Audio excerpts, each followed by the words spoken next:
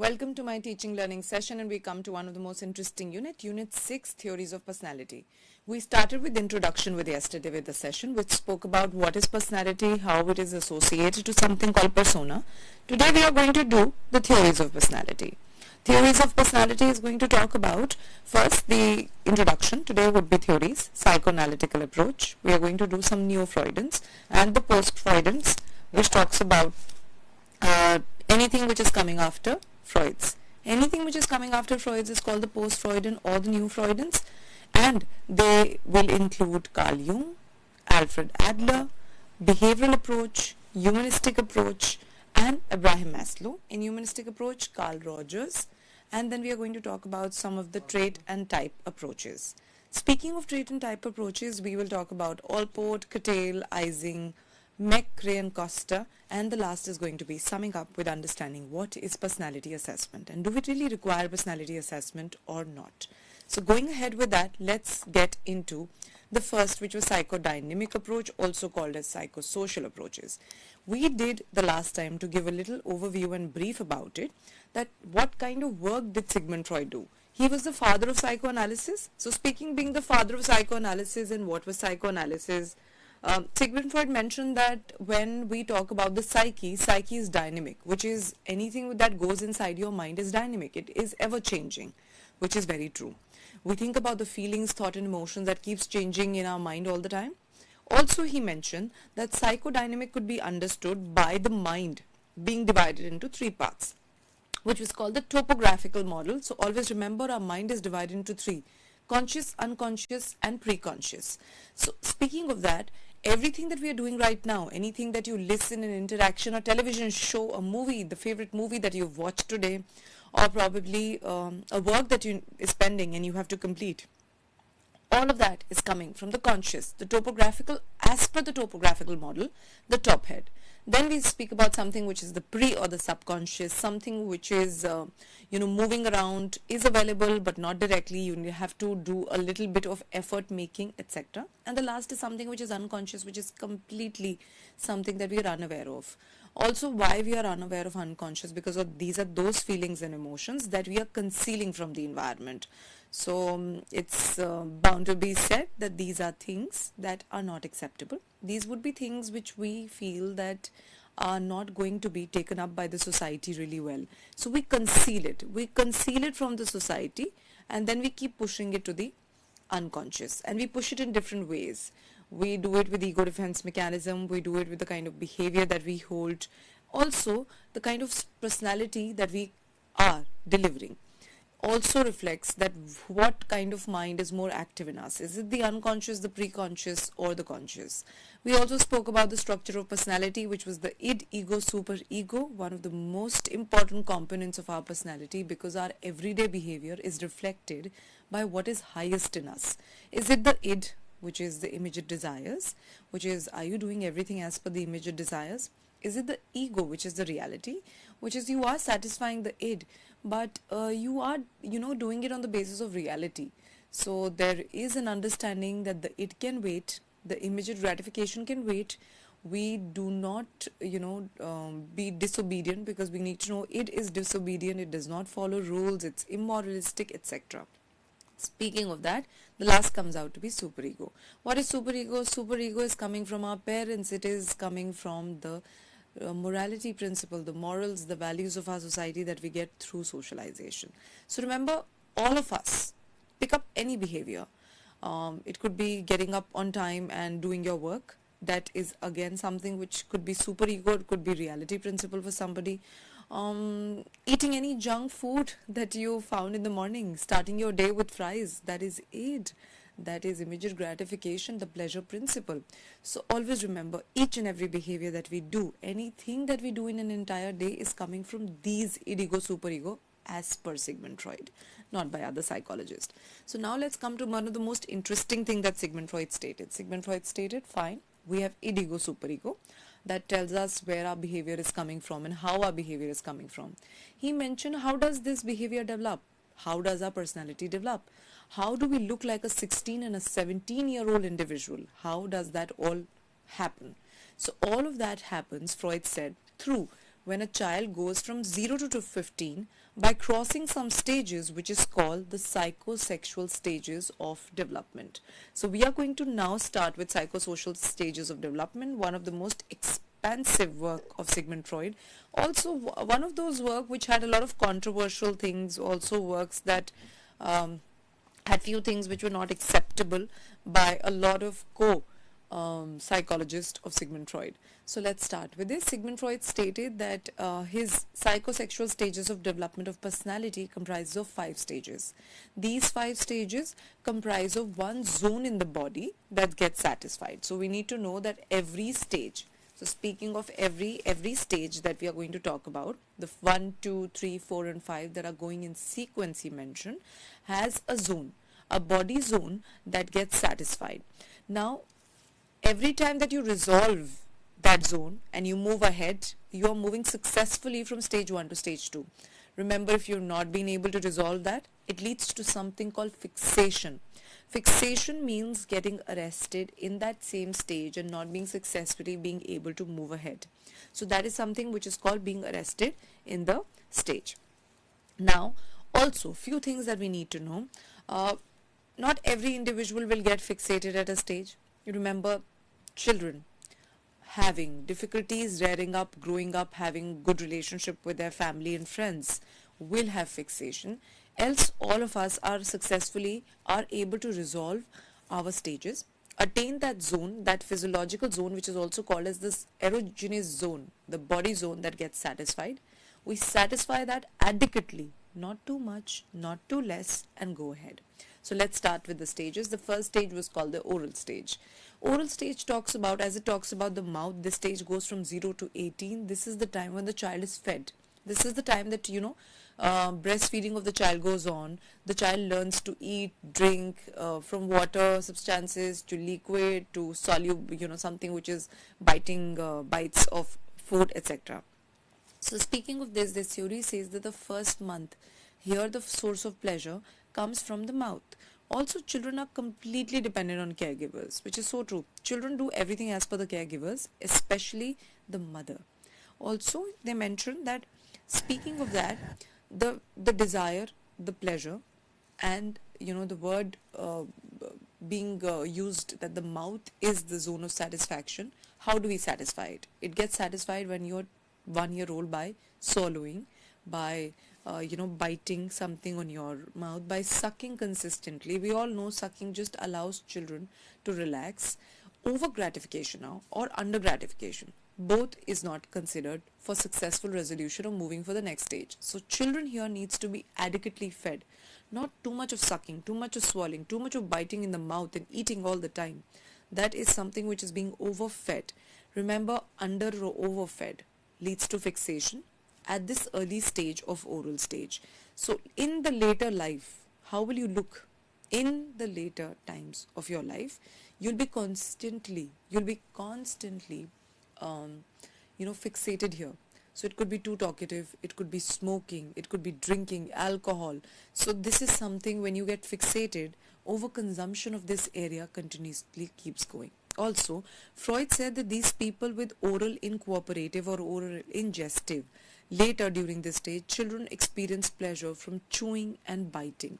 So, either if you become someone who is oral incooperative, which is you are underfed, and oral ingestive when you are too fed.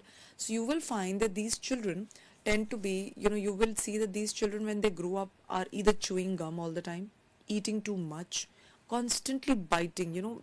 Also nail biting is a very strong association with fixation of these needs. So the idea here is we need to understand that all stage, we speak of all stage 1, this is the first stage that we've come in.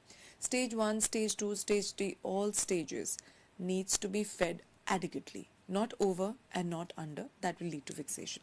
Let's move to the next stage, which is called the anal stage. Anal stage, when you speak about the word, you get to know there's something which is associated with toilet training. Children here learn toilet training. Children here are 18 months to 3 years, and this is the time that children are growing up. They are being ready to be sent to school. They are being ready to send to school, face the demands of the society for the first time. So to do that for the first time, they learn the control, the controlling and dealing of the expulsion of urine and fecal matter. So children experiences the pleasure of holding themselves, which is controlling your bladder, or letting it go. Now at this stage, there's a little conflict. The Freud says if the toilet training is too harsh or too lenient, the child again might experience fixation. And if you have a if it's causing fixation is being because the child is, you're being too harsh on the child, you will see the child is going to be extremely, your children may have a fixation when you have too much. They are very controlled, too organized. There could be features of OCD in children. And F, they're under control, which is they have not learned the toilet training as per when to go, how to make up yourself while you come out of the toilet, basic hygiene of washing your hands. If all this is not there, children are going to be very messy, untidy, and lesser self-controlled. Whereas on the other hand, if you do it too much, the children are going to be overtly controlled, they hold their bladder too much, they are going to be very finicky about cleanliness. So remember, if, for example, if it's resulting from being either messy and less controlled but generous, this is called anal expulsion. When you're allowed to do any and everything and there's less control. But if you are too tidy, too orderly, it's called anal retentive. Retentive is you hold it back. So one of the most important thing at this time is the zone is the anal stage. The toilet training needs to be appropriate. Remember, toilet training being untidy and not good gets reflected even in your later life. Your body hygiene, your ways of growing up, all of this, and the way you present yourself, all of this is coming from something which is the anal stage. Once this stage gets resolved and when we move ahead from this stage to another stage, we need to know there's another stage which we call as phallic stage. Phallic stage was one of the stages where Sigmund Freud received a lot of backlashes, because you will understand here morals from the societies are also getting tapered. Here people are pinpointing how can we talk about these things, and these things are something that usually we never talk with children, and children cannot experience such a feeling. So this is the stage where children experience and become aware of the fact that what gender and what sexual organs that they hold. So they get to know that they are a boy, and they get to know why they are a boy. They get to know they have a different genital than the others, and this different genital is similar to their father and different from their mothers. So they start acknowledging the fact that they are a male and their mothers are females.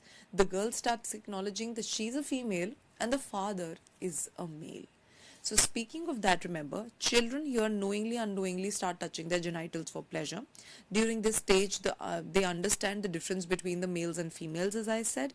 He also proposed, there was this complex which was proposed by Sigmund Freud by reading Greek, readings and knowledge, which really happened. It was a real life instance over which he named his complex, which was called Oedipus. So he proposed that the male child experiences at this point of time, which is 3, 4 and 5, 6, he experiences something called the Oedipus complex, which involves sexual feelings, and towards the mother, and rivalry feeling towards the father, as well as a threat of being punished by the father for, having the desire for the mother.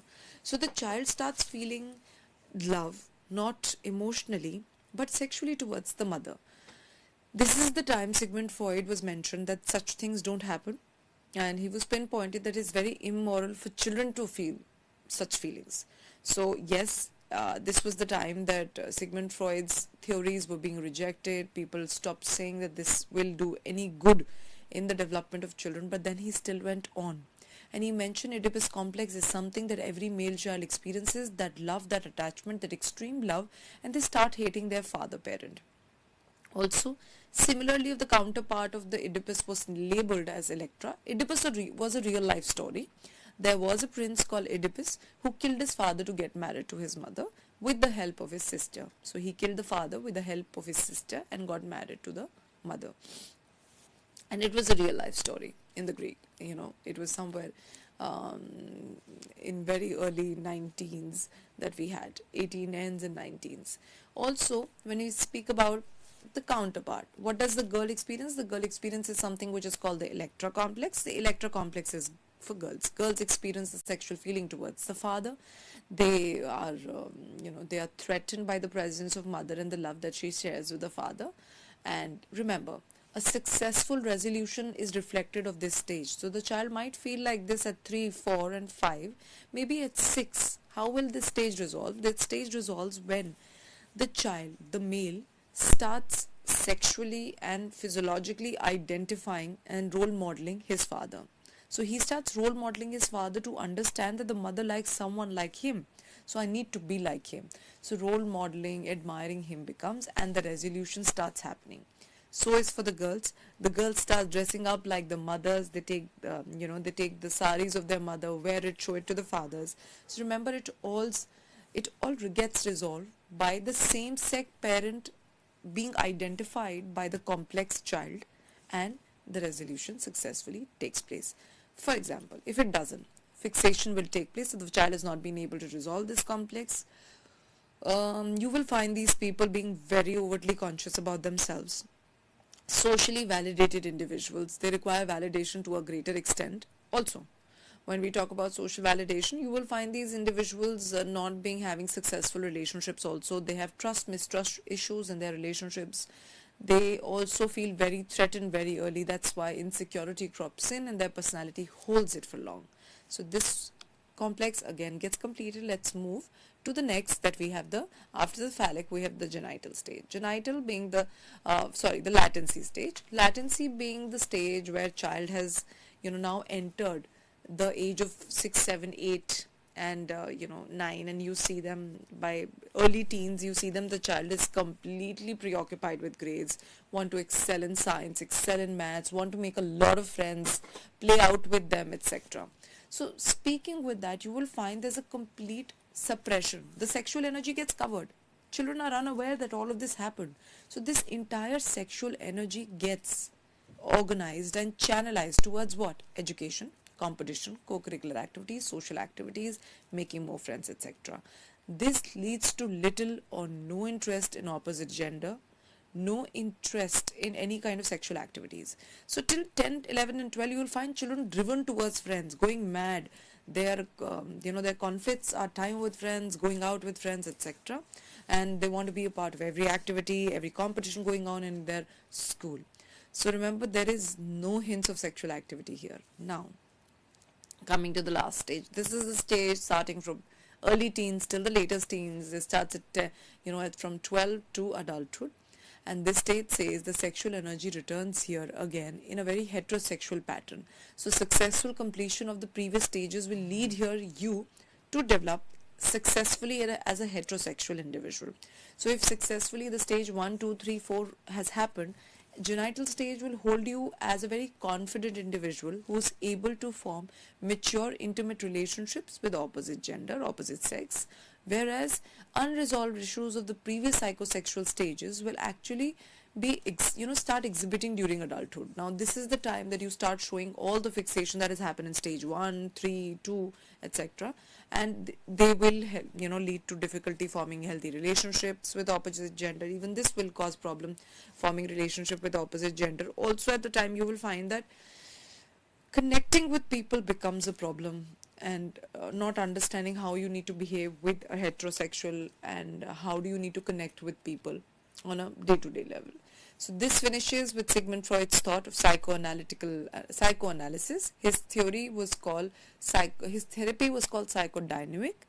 His entire psychoanalytical forum had many psychologists in it.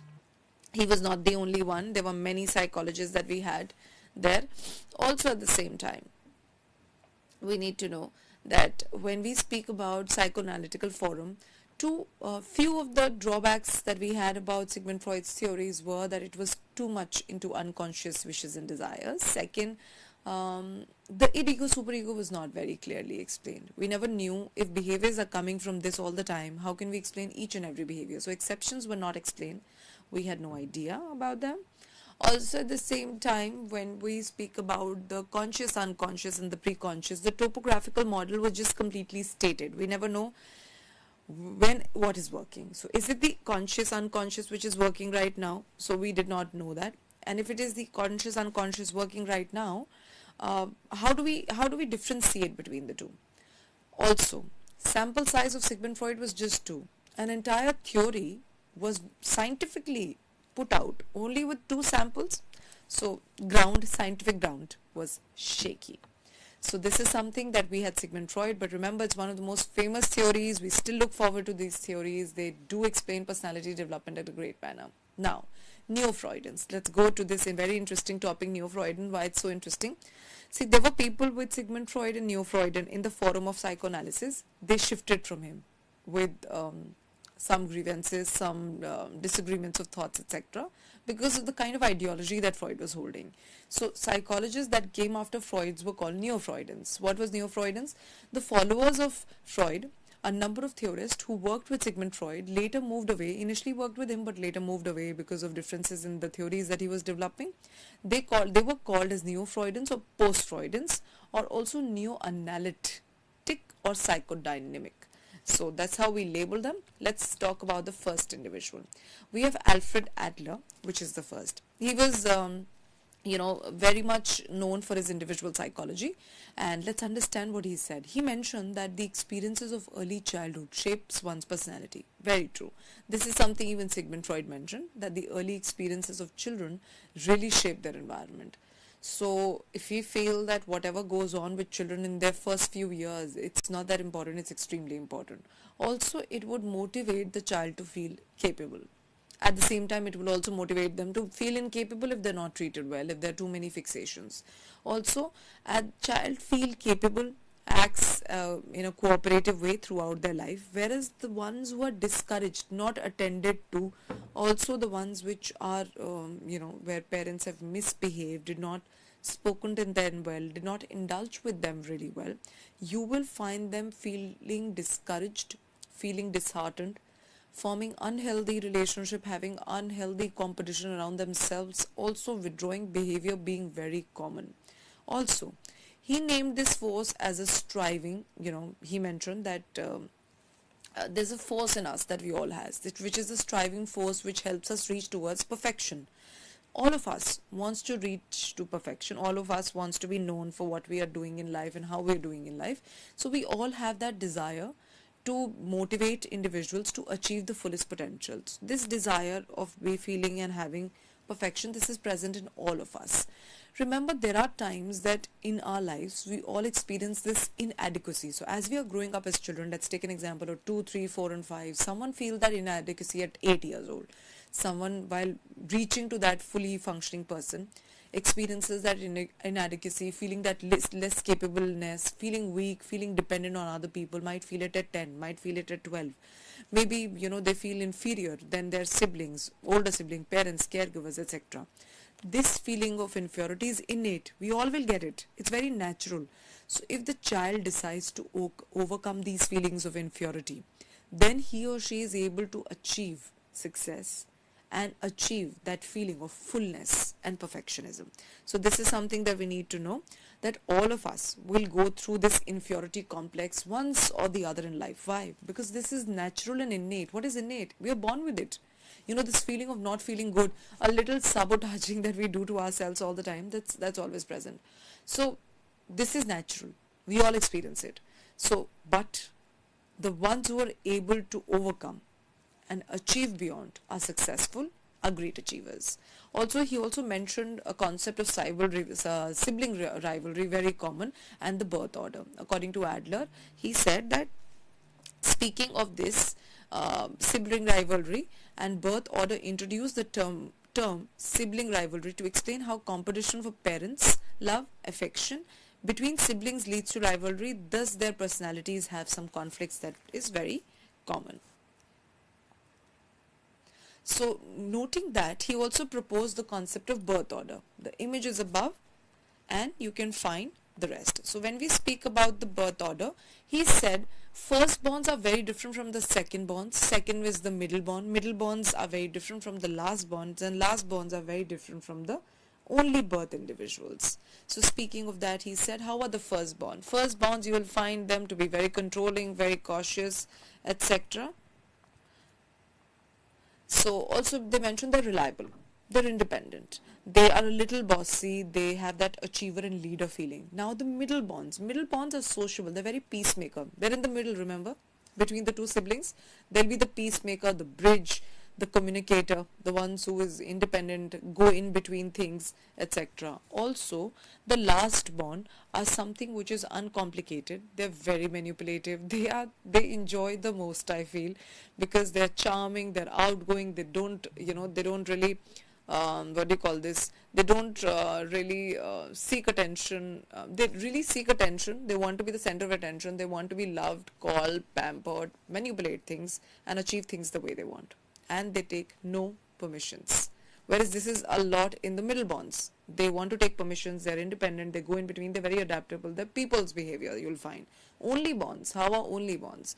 Only bonds would seek approval because they're the only ones who are there for their parents. They are leaders, they're very confident, they're independent, they're very responsible, they're very conscientious also. They think a lot of, if we do this, what will be the results, and if we do not this. They love being center of attention also. When we have, being the center of attention, because they have been the only individuals, they have been the only child. They love being at the center, being approved, being known, want to be confident. That's the reason they're very confident, and they become leaders. So this was the strategy that came out of Alfred Adler. Now, did we realize nothing unconscious, nothing sexual that he displayed? So this is how they moved away from Sigmund Freud. Now we have something who's Carl Rogers. Carl Rogers was an amazing psychologist that we had, and he had a very different ideology. Carl Rogers, Carl Jung, Gustav Carl Jung. He was the post-Freudian after Sigmund Freud. He was a Swiss psychiatrist, a very close friend of Sigmund Freud, but he moved away because he felt there is too much overemphasis on the unconscious. He gave a psychology which was called the analytical psychology or analytical theory. He said that he extended the concept of unconscious because he did not approve of it too well. He said, being deviated from the view proposed with the theories of personality, he moved to something which was called the collective unconscious. What is collective unconscious? The unconscious which is shared by all humans, common, universal, because it's an evolutionary process. That is, this collective unconscious has things which are collectively same to ancestors and common in our past to all. The elements of our collective unconscious was termed as archetypes. So what does the collective unconscious has? Archetypes. These are primordial images. What is primordial? Past images common to all, like Mother Earth, Mother. Mother is common to all. Mother Earth, countrymen, common to all. So this is something he said it's common to all. It is not something which is the concealed immoral desires that the unconscious has. Also, he came with the concept of self, telling self about the wholeness of one's identity. He came with the concept of persona, anima. So persona is the phony self that you show to the others. This is who I am. Anima is the female part of the male, the feminine side of the male. Animus is the masculine side of the female. The shadow is the darker side of personality, which is aggressive, which is biological instincts that we do not show to people. So he said this is all which is comprising and is filled in the collective unconscious, rather than just the hidden desires, the sexual desires, the aggressive drives. So we had even archetypes, which is universal and common to all. Now we come to something which is the behavioral approach. Very famous behavioral approach. The behavioral approach has foundation from learning principles like classical conditioning, instrumental conditioning, and classical conditioning was given as a concept by Ivan Pavlov. Instrumental conditioning was given by B.F. Skinner, and the founder of behaviorism was J.B. Watson. He came with the thought that the behavior is influential, behavior needs to be understood, and it's the most influential aspect of humans. So your personality can be understood how? By behaviors. By Sigmund Freud, how? By sexual desires, by the unconscious, by reading the Oedipus superego. So according to behaviorist theorists, the personality is an abstract and a hypothetical concept. So describing it with the reference to internal mental processes, grossly incorrect. Stimulus response relationships was taken very important. So according to him, stimulus and response relationship is of great importance, and your rewards that comes after your response are also very important, which is when we speak about responses, if they are rewarded and reinforced correctly, you will find that these behavioral processes have been a focus of behaviorist. Why? Behavior is something which is testable. We can see it. It's testable. You can test it, measure it. It's more scientific.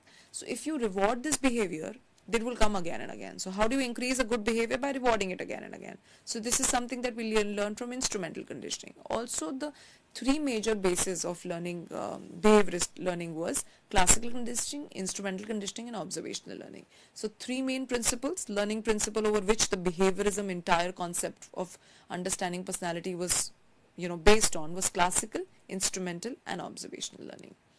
They were great psychologists, someone who talked about scientificness. They said it's only the behavior and the response which needs to be quoted, nothing else. So not the unconscious, not the psychosexual stages, but the behavior that you see. Because it's scientific, it can be tested, it can be verified.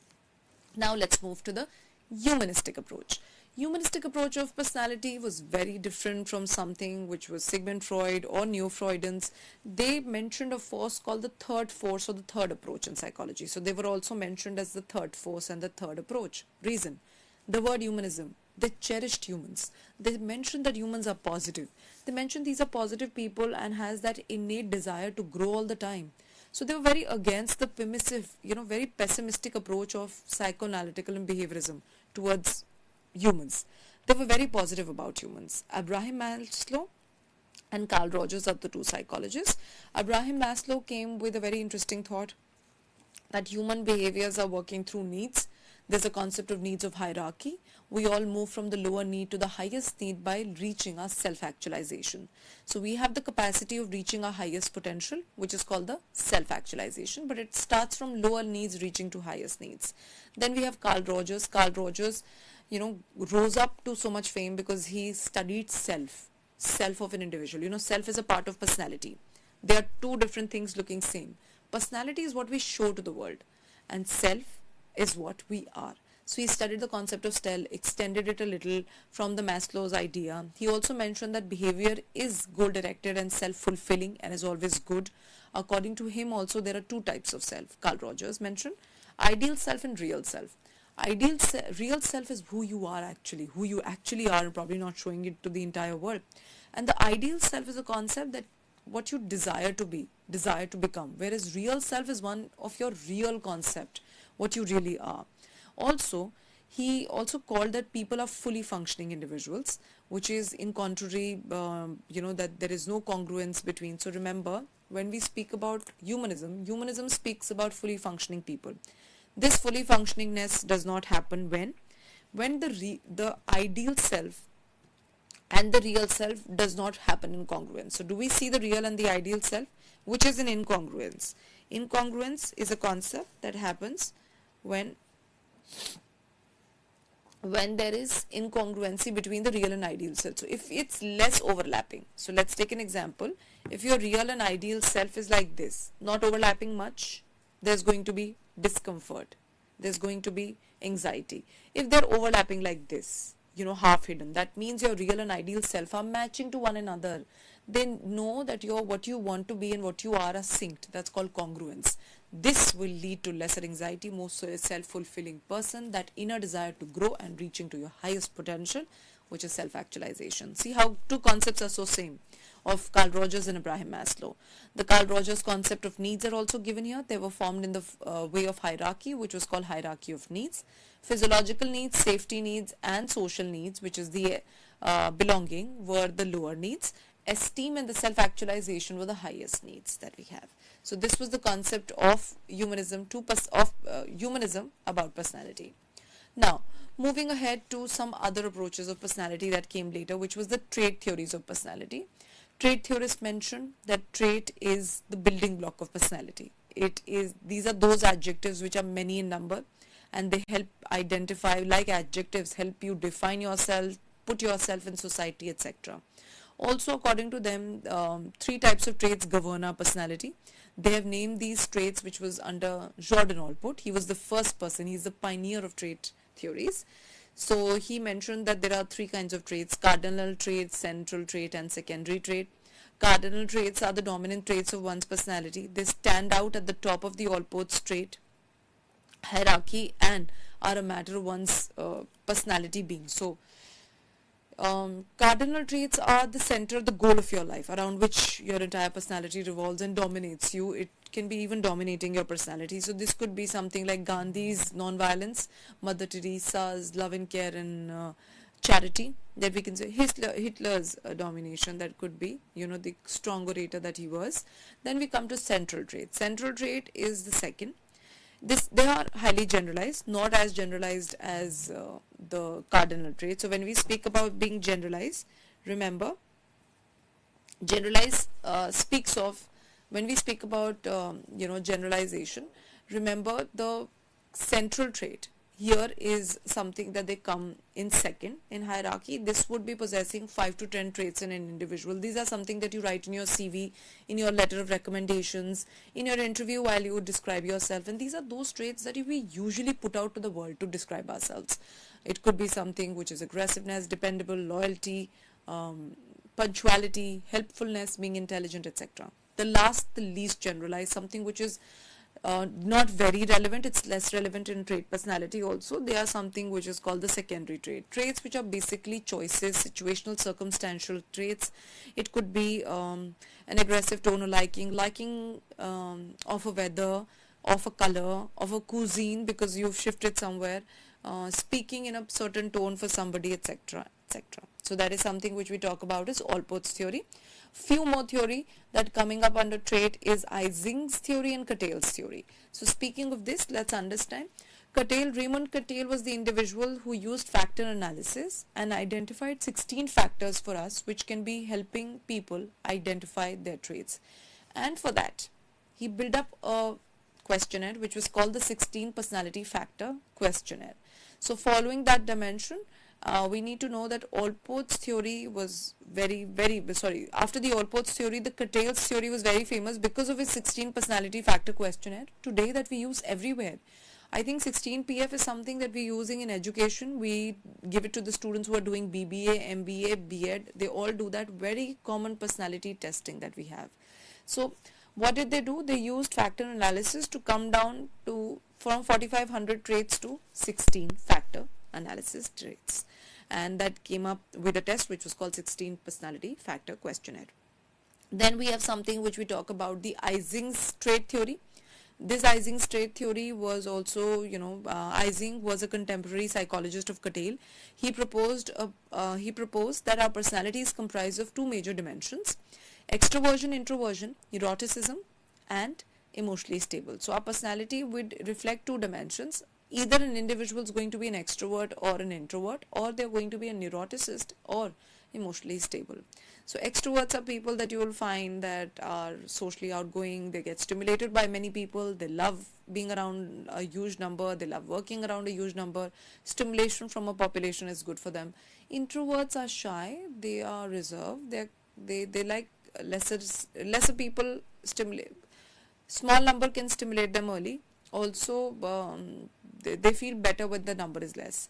Neuroticism are moody, they are irritated, they get agitated with time. Also, they do have a lot of anxiety, and at the same time, the others are controlled, regulated, emotionally stable. There was another dimension given by Ising, H.J. Ising, his name was, psychoticism versus socialization. So that finishes with Ising's trait theory 2. So this was his 3 dimensions that we talk about. Now going ahead, one of the very famous and theoretically applicable theory, which was McCrae and Costa's Big Five Factor theory. McCrae and Costa believe that all human personality traits can be reflected in 5 factors. So he mentioned these five factors were also named very famously as Ocean. So these 5 factors was openness to experience, and conscientiousness, extroversion, agreeableness, and neuroticism. Also an acronym for something which is called as Ocean. So let's understand what is openness to experience. People who are open to different cultural pursuits, differences, very accepting of other people. On the other, who are the others? They're very rigid. do not accept of differences. Then there are conscientious people. Conscientiousness comes with very goal oriented. They were very prudent, goal oriented. On the other side, there were people who are very self centered. People who are very not focused. Extroversion are people socially outgoing, lovingly in terms of having many people. They also are motivated by a large number. Introversion are people who are shy and timid. Agreeableness are not people who agree to everybody, but they were helpful people who were generous and helpful, and the others were on the other end were self-centered, did not think about the others. Neuroticisms are again rigid, moody, anxious. Emotionally stable is the opposite, which is emotionally regulated and stable. Then we speak about something which is the last topic today that we are doing, the different types of personality assessment. So yes, assessment is important, and personality assessment is of greater importance. The reason for this is not because we are just talking about assessment of one, but we need to know personality assessment is also important because of the fact that it's another attribute that is equally stable, equally responsible, and an attribute of psychology which helps an individual show themselves in society. So speaking of that, I felt to make you understand, intelligence differentiates people in the across the globe, making us who is, how, and what not. Personality helps that individual reflect themselves in society. So if you do not assess personality, how do you get to know that how are you unique? The uniqueness comes from personality, probably achievements, distinctiveness comes from intelligence. So this is how we need to understand the attributes of psychology. Let's understand, according to APA, personality assessment is a proficiency in professional psychology, and that involves administration, scoring. So personality assessment is a proficiency where you need to know how to administer a test, how to score it, how to interpret it scientifically, subjectively, and objectively, measure personality and describe them accurately. So it is a proficiency. We need to know what all that we support by personality assessment. We are able to refine our judgments, clinical judgments also. We are able to make and structure probably a psychological intervention by addressing a personality testing. Also, it increases accuracy of behavioral predictions. What kind of behavior a person has, a test which is done on personality sorts it out a lot. So it's like a scale that allows you to just see through everything.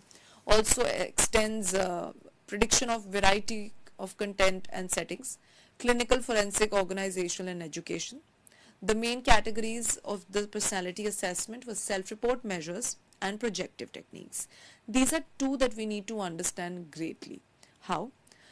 Self-report measures are the direct tests. We can also call them direct, and projective techniques can also be called indirect. So I'll tell you first the reason.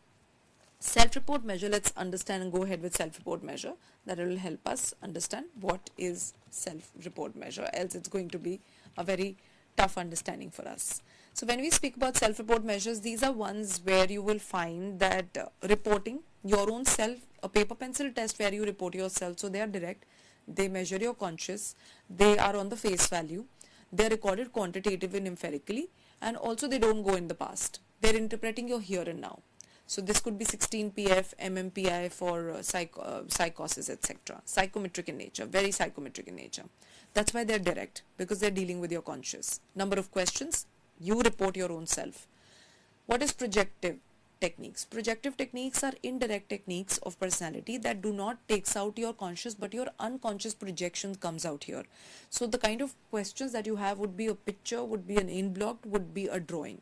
So this allows you to project your feeling onto out, so that your unconscious thoughts are projected on a piece of paper or by your story or by your drawing. Again, goes by Sigmund Freud.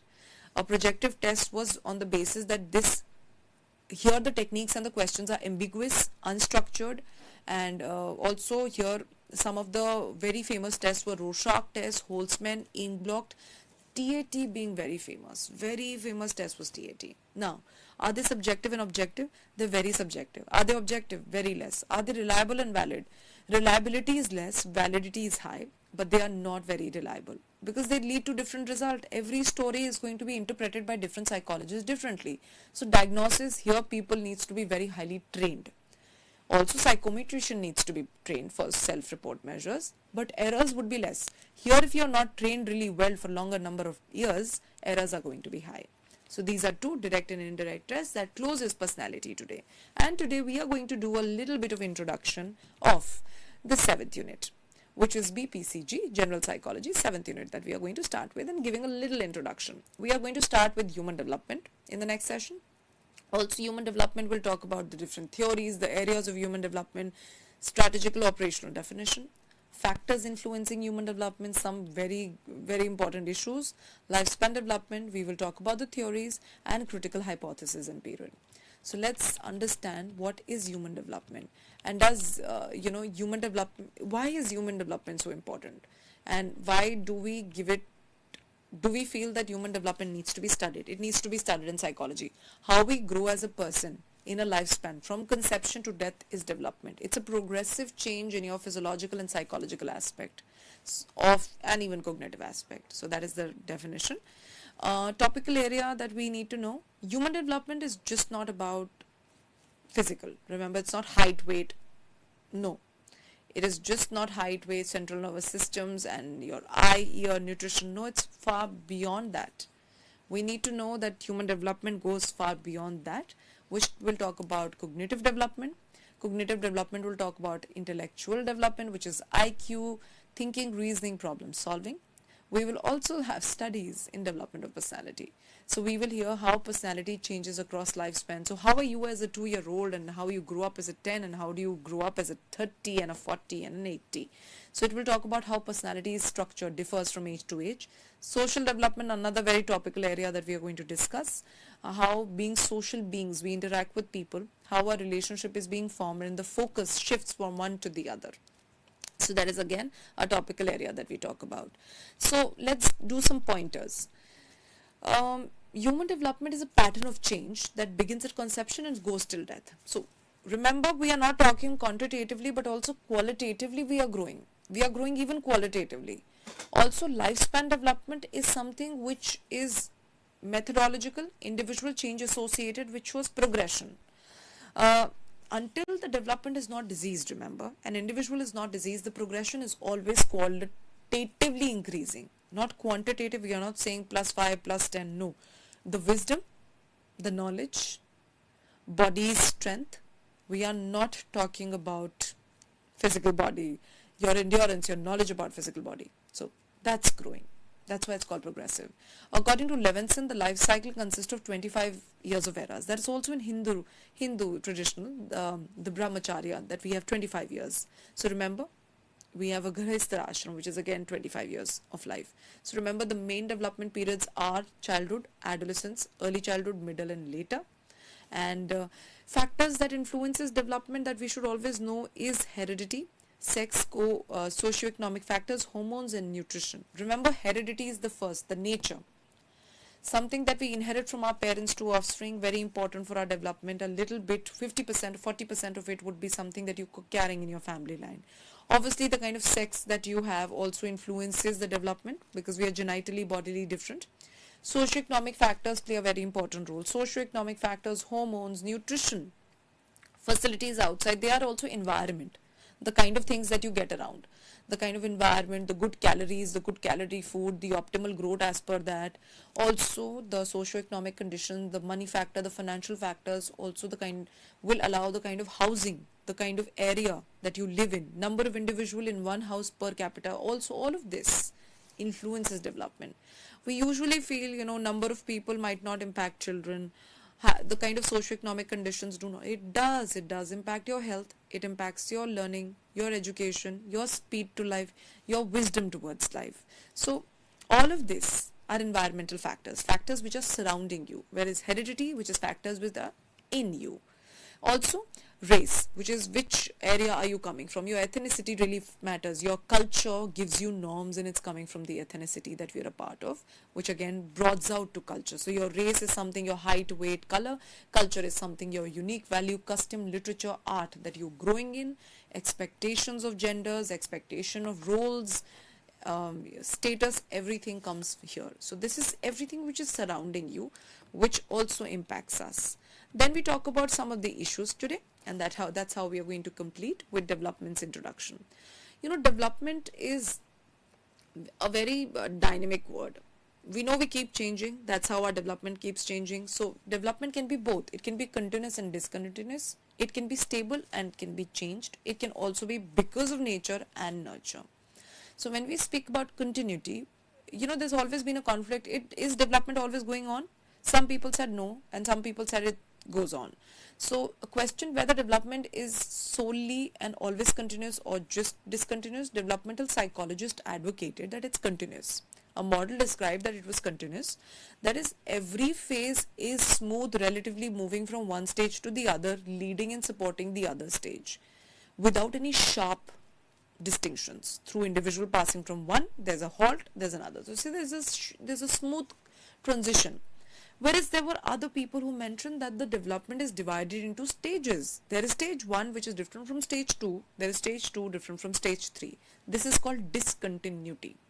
Now, there's another thing which is called stability and change. Some people state that there's an importance of stability. Development needs to be stable, not always changing and dynamic. But some people say that every individual is unique. So development is going to be changing. It cannot be characterized by just staying stability. So there were people said that it can be best described as stability. If it is unstable, it will also, talk about inconsistency in development of humans. Then again, the major debate of every concept of psychology that comes in, which is called the nature and nurture. So nature is something which is development is coming and causing because of hereditary factors, and the nurture is environmental factors. The issue here was of greater importance. People debated that development is a contribution of inheritance, and some said no, it's environment. Nature gives you what you had, environment builds what you have. So there's a difference between the two. Some people said there were some twin studies done to support the nature. There were adopted studies, environmental studies done to support the nurture. But we need to understand it's an interplay of both. Both are equally required, as we understood that continuity and discontinuity, both is required. So that is understanding human development, taking a quick overview of development so that we remember that we started with this human development that we started. Let's connect dots now. Why did we study intelligence? The first and foremost thing that tells in human society that how we are different from one another. What makes you better and distinctiveness and variation is coming because of the IQ. You have a different IQ, you have a different capacity. You hold that IQ, what do you do with that? You reflect and represent yourself as a personality. Now you reflect yourself, you tell people, you present yourself as unique individuals who hold traits, who holds a personality development which is unique and different from others. Now, how does that personality grow? We understood in personality development. Personality development was understood by behaviorism, Sigmund Freud, Neo-Freudians. We took understanding of humanistic approach, which was called the third world and the third psychology feature. So we did that. Also we understood, like intelligence, personality needs to be assessed too. Personality is not one of those that cannot be assessed. It could be assessed with something which was self-report measures, which were direct test, and projective test, which were indirect test. So that is something which is personality assessment, and we start with Unit 7 today. Unit 7 spoke to us about human development. Your personality, which holds your intellect, needs to be studied from age to age, stage to stage. This was progressive change. We are going to start with conception, that we are going to continue with. Understanding development is always progressive. It does not decline. It is just not about physical but also cognitive, personality, social, emotional, etc. Also, there were some debates about human development that we spoke of. These debates were nature, nurture. It was about continuity, discontinuity, stability and change. So these are some common debates that keeps going on with every aspect. To understand, also we remember that these aspects also leads to some kind of influence on us. So these influence could be anything from heredity to environment to nutrition, hormones, etc. Understanding this, these were 3 issues which remain common, completes our session today. Thank you.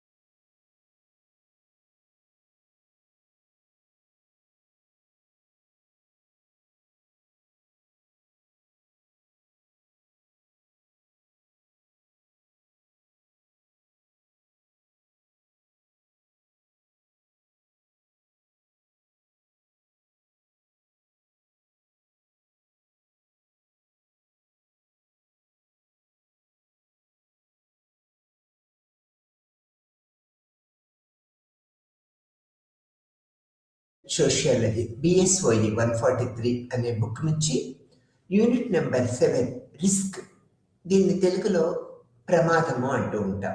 ఈ lesson గురించి తెలుసుకుందాం. ఇక్కడ మన జైవిక జీవితము ప్రమాదం అనే భావన మనందరికీ తెలిసిందే.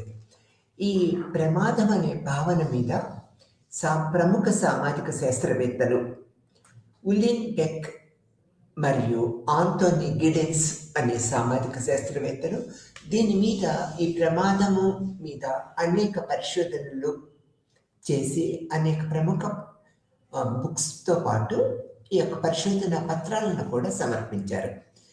మన దైనందిక జీవితంలో ప్రమాదము అనే భావన మన అందరికీ ఎప్పుడో అప్పుడు ఎదుర్కొంటూ ఉంటాం అన్నమాట.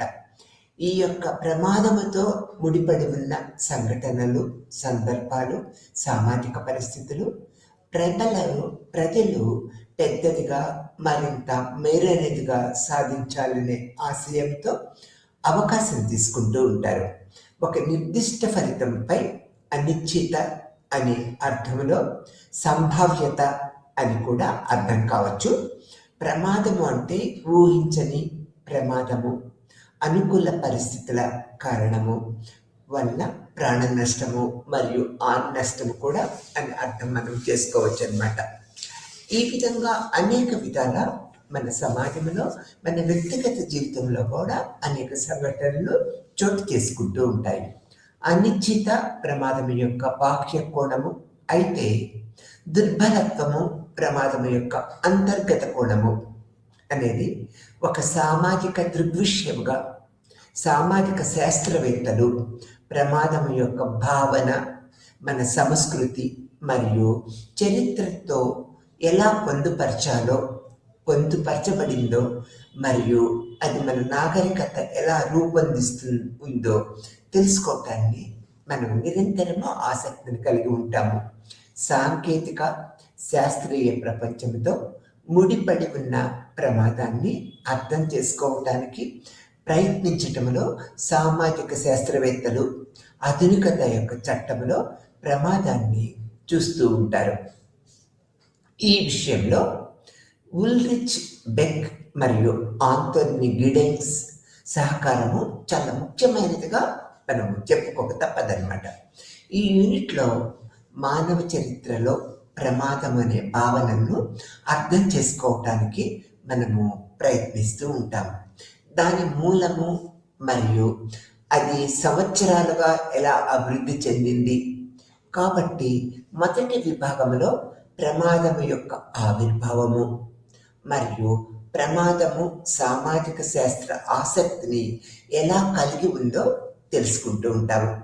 రెండవ విభాగంలో ఆధునికత యొక్క చట్టంలో ప్రమాదం యొక్క మొత్తము అవగాహనకు బెక్ మరియు ఆంటోనీ యొక్క సహకారాన్ని మరియు ప్రమాదం యొక్క భావన సాధారణ రోజువారీ ప్రమాదం యొక్క అవగాహన నుంచి ఎలా పదునైన వైదొలిగిందో పరిశీలిస్తూ ఉంటాము.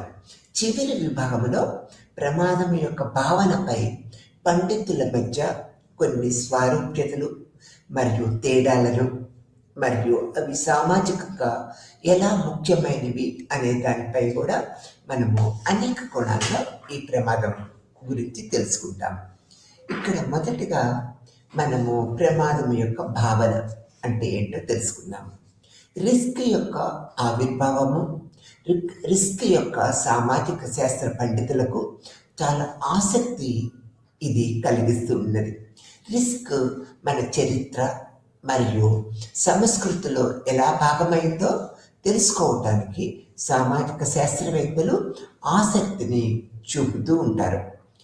పీటర్ టేలర్, గూబీ మరియు జిన్ వంటి పండితులు తమ రచన రిస్క్ ఇన్ సోషల్ సైన్సెస్ 2006లో చరిత్రలో రిస్క్ యొక్క మూలాన్ని మరియు అది రోజువారీ భాష యొక్క పదజాలంలోకి ఎలా ప్రవేశించిందో గుర్తిస్తూ ఉంటామన్నమాట. చరిత్రలో దాని మూలము మరియు పరిణామాన్ని గుర్తించటం ద్వారా రచయితలు రిస్క్ మన చరిత్ర మరియు సంస్కృతి ఎలా అంతర్భాగంగా ఉందో చిత్రాన్ని అందిస్తూ ఉంటారు.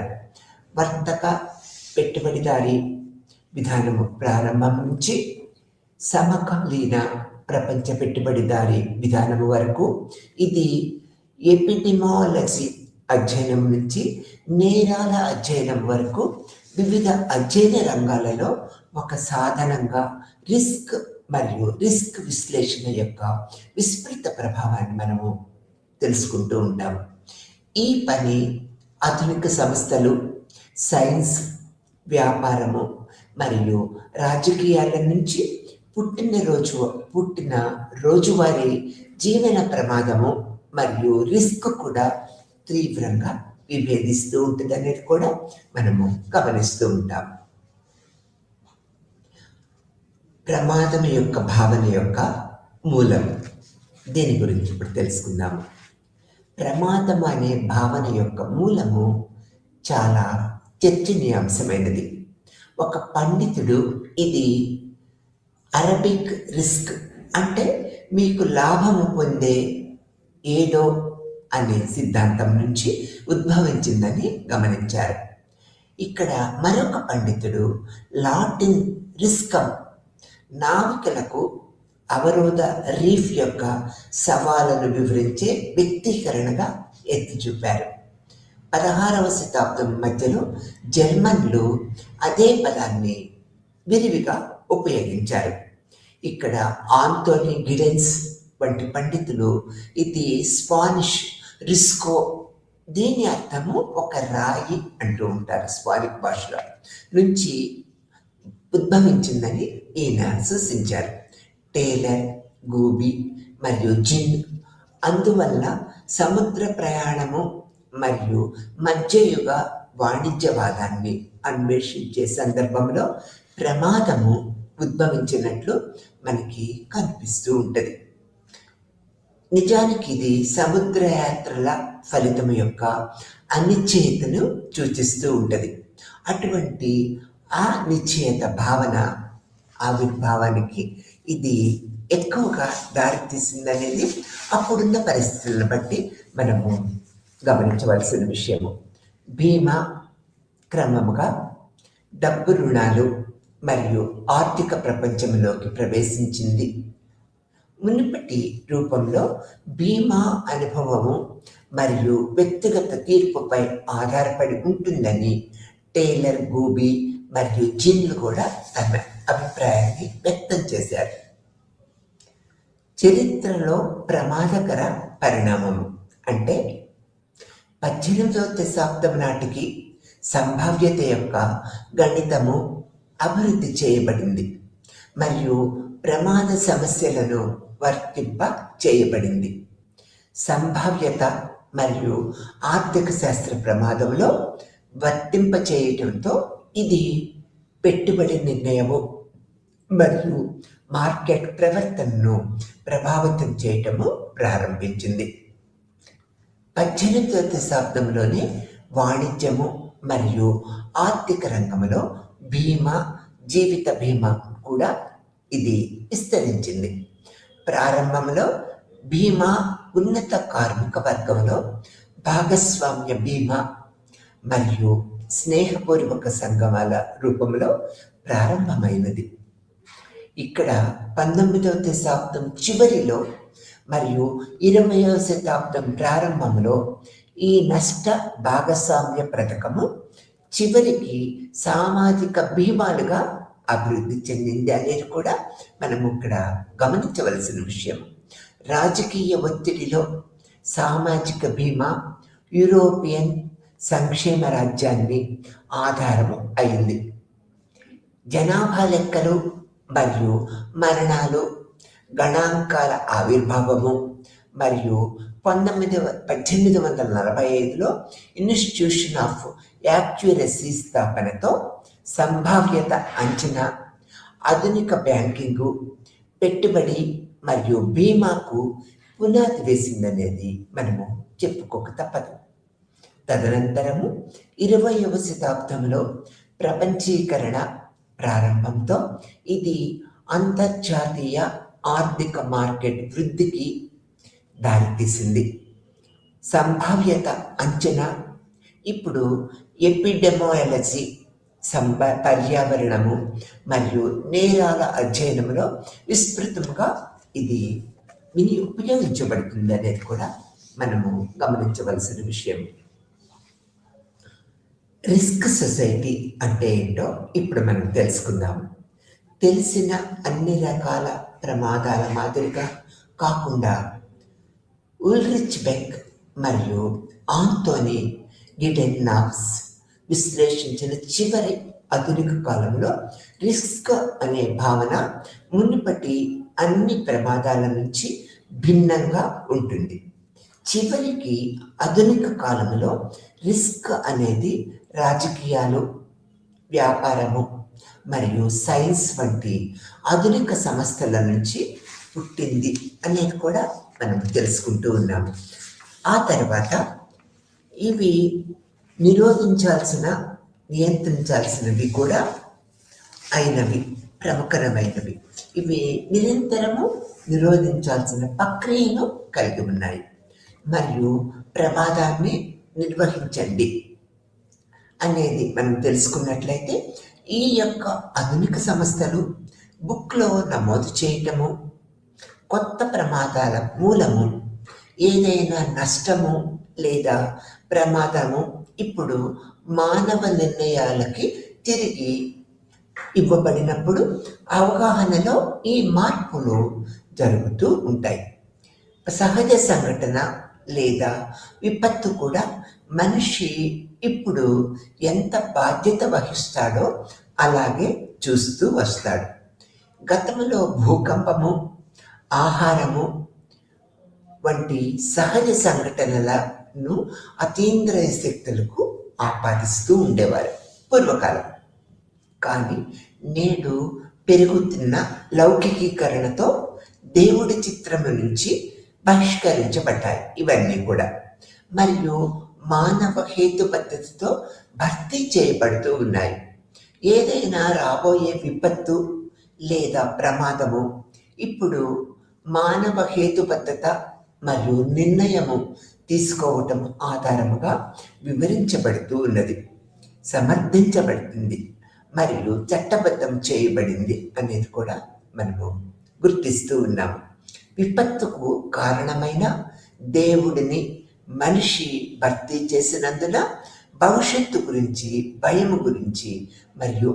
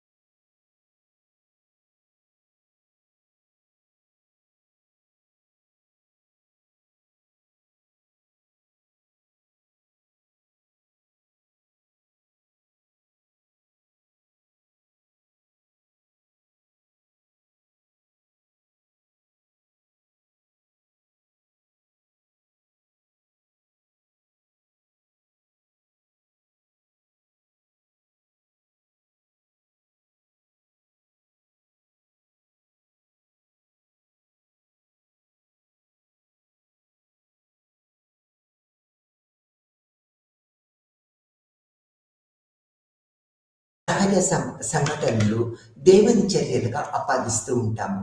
తర్వాత కాలానుగుణ్యంగా ఈ ఆధునిక భావన ప్రమాదం యొక్క ఆధునిక భావన నుంచి భిన్నంగా ఉంటుంది.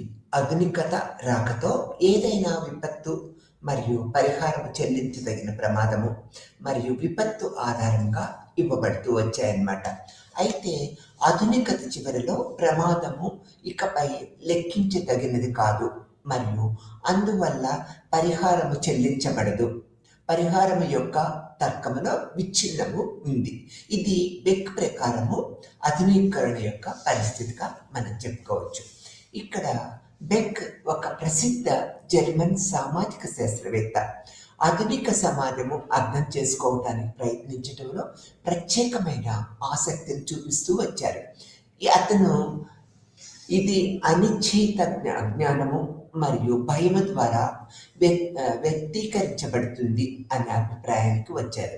దీనిని అతను రిస్క్ సొసైటీ అని పిలిచారు. ఆధునికత యొక్క కొత్త దశలో స్వీయ విమర్శనాత్మక భావన కూడా ఆయన ప్రవేశపెట్టారు. వ్యక్తిగతీకరణ, మోడర్నైజేషను మరియు సౌకర్యవంతమైన ఉత్పత్తి మరియు శ్రమ ప్రపంచ మూలధనం యొక్క నేపథ్యము కొత్త పని రూపాలను బెక్ అధ్యయనం చేసి ఈ ప్రమాదం యొక్క స్థితిగతులు ప్రభావాన్ని మనకు తెలియపరిచారు. అసలు రిస్క్ అంటే ఏంటి అని మనం తెలుసుకోవాలంటే రాడికలైజ్డ్ ఆధునీకరణ యొక్క స్థితి ప్రమాదం. మరొక మాటలో చెప్పాలంటే ఇది రెగ్యులేషన్ యొక్క రాడిలైజేషన్ను నిర్వహిస్తూ ఉంటుంది. ఇది రెగ్యులైజేషన్ స్వభావము కలిగి ఉంటుంది. రెగ్యులేషన్ యొక్క విమర్శనలో మనం దీన్ని చూడవచ్చు. దీనికి స్వంత పోటీ కూడా ఉంటుంది అనేది మనము తెలుసుకుంటూ ఉన్నాము. ఇక్కడ మనం ప్రముఖంగా చెప్పుకోవాల్సింది ఈ పద్ధతిలో రిస్క్ యొక్క పద్ధతిలో మనము పశ్చిమ దేశాలలో 70 నాటికి గ్రీన్ ఉద్యమము సమాజంలో తప్పుడు వాదనలు మరియు అంచనాలు చేసే సైన్స్ యొక్క శాస్త్రీయవాదానికి వ్యతిరేకంగా ఈ ప్రతిబింబ సామాన్య ప్రజలలో ఊపందుకున్నదనేది మనం తెలుసుకోవాల్సిన విషయము. రిఫ్లెక్టివ్ ఆధునీకరణ అన్నట్లయితే మార్క్స్ వెబర్ నుంచి జ్యూరెట్ వరకు ఫ్రాంక్ఫర్ట్ స్కూల్లో వివిధ పండితుల వరకు జర్మన్ సాంప్రదాయ జ్ఞానోదయము మరియు విముక్తి యొక్క ఆధునిక ప్రాజెక్టు ఇది ప్రశ్నిస్తూ ఉంటుంది. బెక్ సిద్ధాంతము ఆధునికత నైతికంగా ప్రశ్నించే జర్మన్ సాంప్రదాయం యొక్క కొనసాగింపు ఇది సూచిస్తూ ఉంటుంది. ఇందులో సైన్స్ మరియు టెక్నాలజీ కూడా ఉన్నాయి. 20వ శతాబ్దము చివరి సామాజిక పరివర్తనను ఆధునికవాదము అతీతము ప్రదర్శించే పోస్ట్ మోడర్న్ సిద్ధాంతాలకు భిన్నముగా ఆధునికత ఒక ఊహించని పరిస్థితులుగా రిస్క్ యొక్క ప్రభావాన్ని మనము చెప్పుకుంటూ ఉంటామన్నమాట. రిఫ్లెక్టివ్గా ఇది మారిందని బెక్ ప్రవేశపెట్టిన మరియు ఆంటోనీ గిడెన్స్ మరియు స్కాట్ తదుపరి రచనలో అభివృద్ధి చెందిన రిఫ్లెక్టివ్ ఆధునీకరణ భావన ఆధునికత యొక్క రాడికలైజేషను, దీనికి వ్యక్తిగతీకరణ, ప్రపంచీకరణ, లింగ విప్లవము, నిరుద్యోగము మరియు ప్రపంచ ప్రమాదాల డైనమిక్స్ క్లాసికల్ పారిశ్రామిక ఆధునికత యొక్క పునాదులను బలహీనపరుస్తూ ఉంటాయనేది కూడా మనం ఇక్కడ తెలుసుకుంటూ ఉన్నాము. ప్రమాదాన్ని నిర్వచించడంలో బెక్ ఇలా అన్నారు: ప్రమాదము అంటే విపత్తు కాదు, ప్రమాదము అంటే విపత్తు ఊహించటం అన్నమాట. ప్రమాదము వర్చువల్గా ఉంటుంది మరియు అది ఊహించినంత కాలము చర్చలో భాగం అవుతూ ఉంటుంది. ప్రమాదము వాస్తవముగా మారే క్షణము అది విపత్తుగా మారుతుంది మరియు ప్రమాదముగా నిలిచిపోతూ ఉంటుంది అన్నమాట. ఈ యొక్క బెక్ మరియు గిడెన్స్ రచనలో చూడదగినట్లుగా కొత్త ప్రమాదము మనకు సాధారణంగా తెలిసిన ప్రమాదం నుంచి పూర్తిగా భిన్నముగా ఉంటుంది అనేది మనం తెలుసుకోవాలి. అయితే బెక్ మరియు గిడెన్స్లకు కొత్త ప్రమాదాన్ని సాధారణ దేశ రాష్ట్ర చట్టము ద్వారా సంగ్రహించలేము. వారికి ఇది ఆధునిక శాస్త్రము లేదా మానవ అనుభవానికి మించి ఉద్భవిస్తూ ఉంటుంది. ఎందుకంటే ఇది శాస్త్రీయ హేతుబద్ధత మరియు మానవ అనుభవాల వెలుపల ఉంటుంది అనేది వీరి యొక్క అభిప్రాయంగా మనము చెప్పుకుంటూ ఉంటాము. ఆధునిక పారిశ్రామికీకరణ మరియు రిఫ్లెక్టివ్ మోడర్నైజేషన్లో విప్లవము వాస్తవానికి ఆధునికత తనను తాను విస్తరించుకున్నప్పుడు కొత్త ప్రమాదము ఐఫర్ హేతుబద్ధత యొక్క పరిణామముగా మనము తెలుసుకోవాలి. రిస్క్ సొసైటీ అంటే ఏంటో ఇప్పుడు మనం తెలుసుకుందాం. రిస్క్ అనేది విపత్తు ఊహించటము. రిస్క్ సొసైటీ అనేది ఇక్కడ అభివృద్ధి చెందిన పారిశ్రామికీకరణ యొక్క నిర్మాణాత్మక పరిస్థితులను గురించి తెలియజేస్తూ ఉంటుంది. ఉదాహరణకి అణు రియాక్టర్లో కరిగిపోవటం వల్ల అణు వికీకరణను వచ్చే ప్రమాదాన్ని ఇకపై కాలక్రమేణా పరిమితము చేయలేము. ఎందుకంటే భవిష్యత్ తరము ప్రభావితమవుతుంది. రేడియేషన్, గాలి, వర్షము మరియు నీటి ద్వారా సరిహద్దు అంతటా చాలా దూరంగా వ్యాపించగలదు. కాబట్టి దాని ప్రభావము ఇకపై జాతీయ సరిహద్దుల్లో పరిమితము చేయలేము.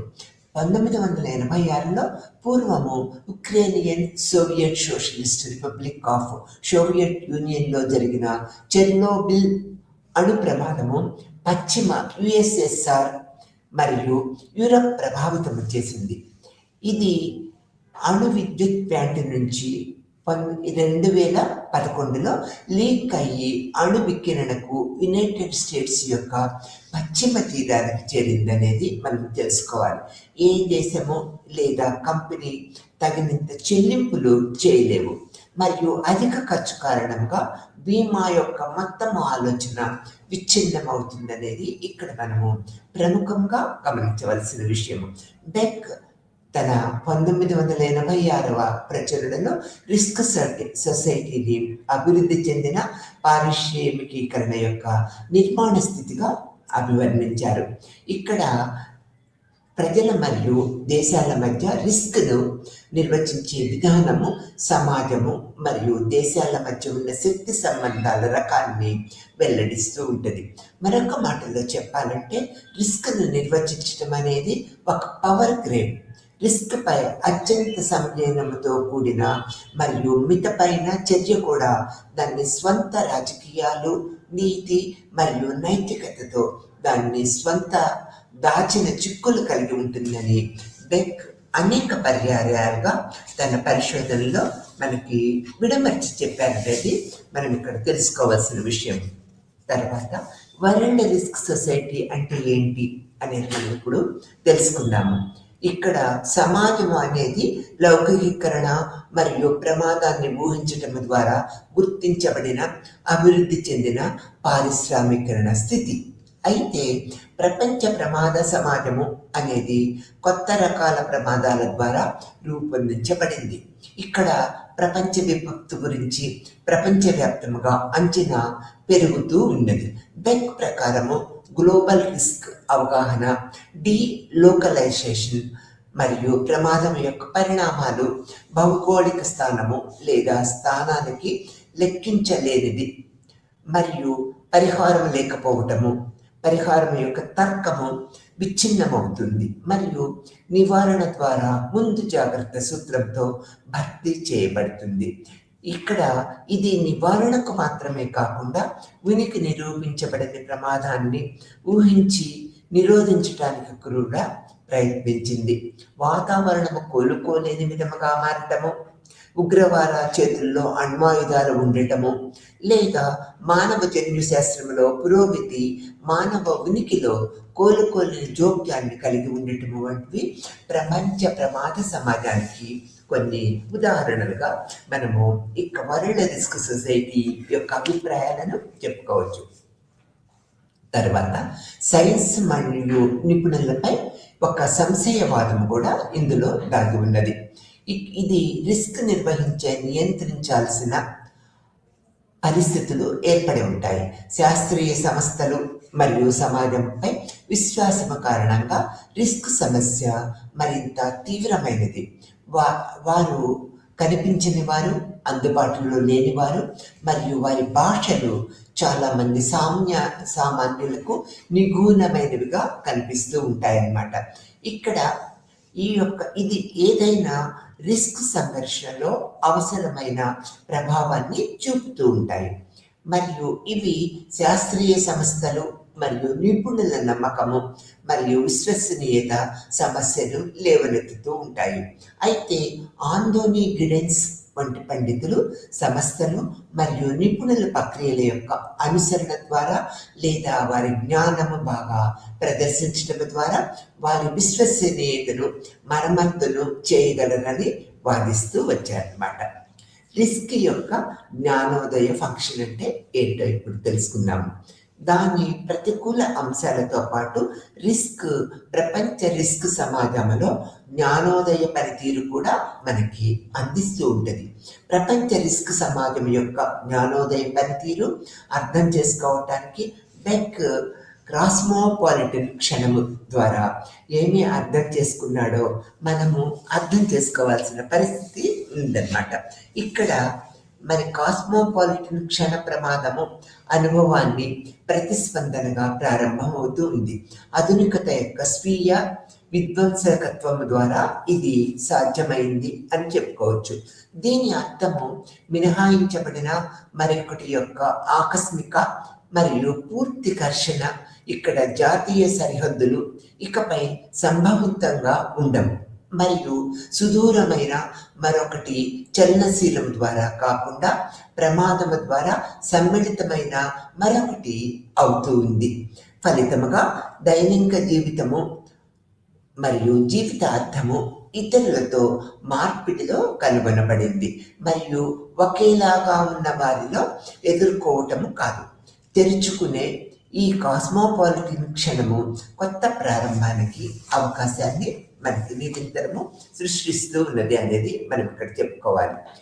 ఆ తర్వాత పారిశ్రామిక పురోగతి, ఆధునిక సాంకేతిక సారస్వతీకరణ మరియు నవ ఉదారవాద విధానాలతో రాకతో రిస్క్ సరిహద్దు, సమయము మరియు స్థలాన్ని అధిగమించిందనేది మనము గుర్తించాలి.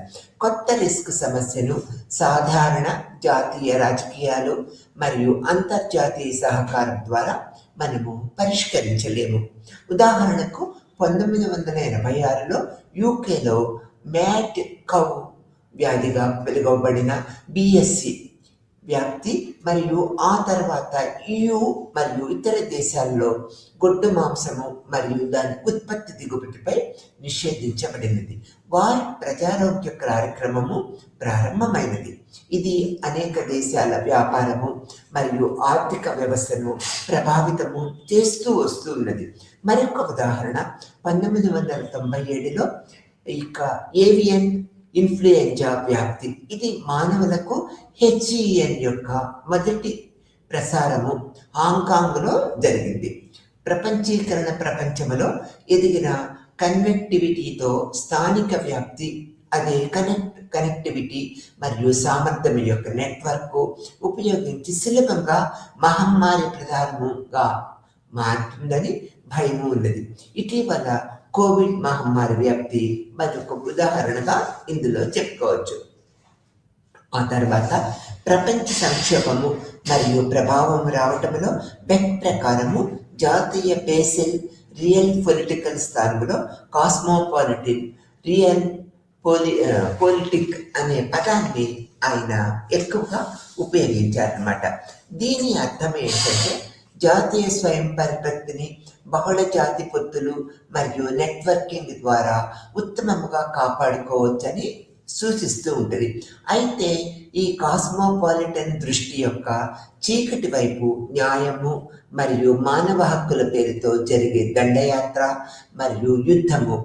ఇది కాస్మోపాలిటన్ దృష్టి యొక్క అవాంఛిత దుష్ప్రభావాలు అని బెక్ నమ్ముతూ వచ్చారనమాట. ఎందుకంటే వాక్చాతుర్యము, ఈ యొక్క శాంతి, మానవ హక్కులు మరియు న్యాయ, జాతీయ ఆధిపత్యము మరియు సామ్రాజ్య ఆశయాల ఆధారము అవుతూ ఉంటాయన్నమాట. ఇక్కడ కాస్మోపాలిటనిజం యొక్క ఆలోచనలు రాష్ట్ర మరియు ప్రపంచ మూలధనము దాని స్వంత ప్రయోజనాల కోసము దుర్వినియోగం చేయవచ్చు మరియు సాధనముగా కూడా ఉపయోగించవచ్చు అనేది బెక్ యొక్క అభిప్రాయము. కొత్త రకాల ప్రమాదాల నేపథ్యము, ట్రయల్ అండ్ ఎర్రర్ యొక్క ప్రయోగాత్మక తర్కము విఫలమైందనేది అందరికీ తెలిసిన వాస్తవమే. పశ్చిమ దేశాలలో రిస్క్ అవగాహనలో సాంస్కృతిక వ్యత్యాసం కారణంగా రెండు విరుద్ధమైన రిస్క్ తత్వాలు ఉద్భవించాయి. ఇక్కడ ఈ యొక్క తత్వశాస్త్రము అది ప్రమాదకరమైనది నిరూపించబడినంత వరకు అది సురక్షితమైనది, మరియు ఏది హానికరము కాదని నిరూపించబడినంత వరకు సంరక్షణ సురక్షితము కాదు అనేది ముందు జాగ్రత్త తత్వ యొక్క అభిప్రాయం. ఈ రెండు తత్వాలు నేటికి ప్రమాద నివారణ మరియు నివారణకు మార్గనిర్దేశకము చేస్తూనే ఉన్నాయి అనేది కూడా మనం ఇక్కడ గుర్తించవలసిన విషయం. రిస్క్ యొక్క ధోరణులు కూడా అలా ఉన్నా కూడా బెక్ యొక్క పరిశోధన పద్ధతితో రిస్క్ను మనము తొలుతలోనే గ్రహించి దాన్ని అనేక కోణాలలో అణిచివేయటానికి సారూప్యతలను అతను ఎన్నో కోణాలలో పరిశోధన పద్ధతుల్లో మనకు తెలియపరిచారు. ప్రమాదము మానవ అనుభవము లేదా హేతుబద్ధత నుంచి ఉత్పన్నం కాదు అనేది ఇక్కడ మనము ప్రముఖంగా గుర్తించవలసిన విషయము. మనకు తెలియని మరియు లెక్కించలేని దాని నుంచి ఉత్పన్నమవుతుందనే వాస్తవములో కూడా వ్యంగ్యము ఉందో లేదో మనం గుర్తించాలి.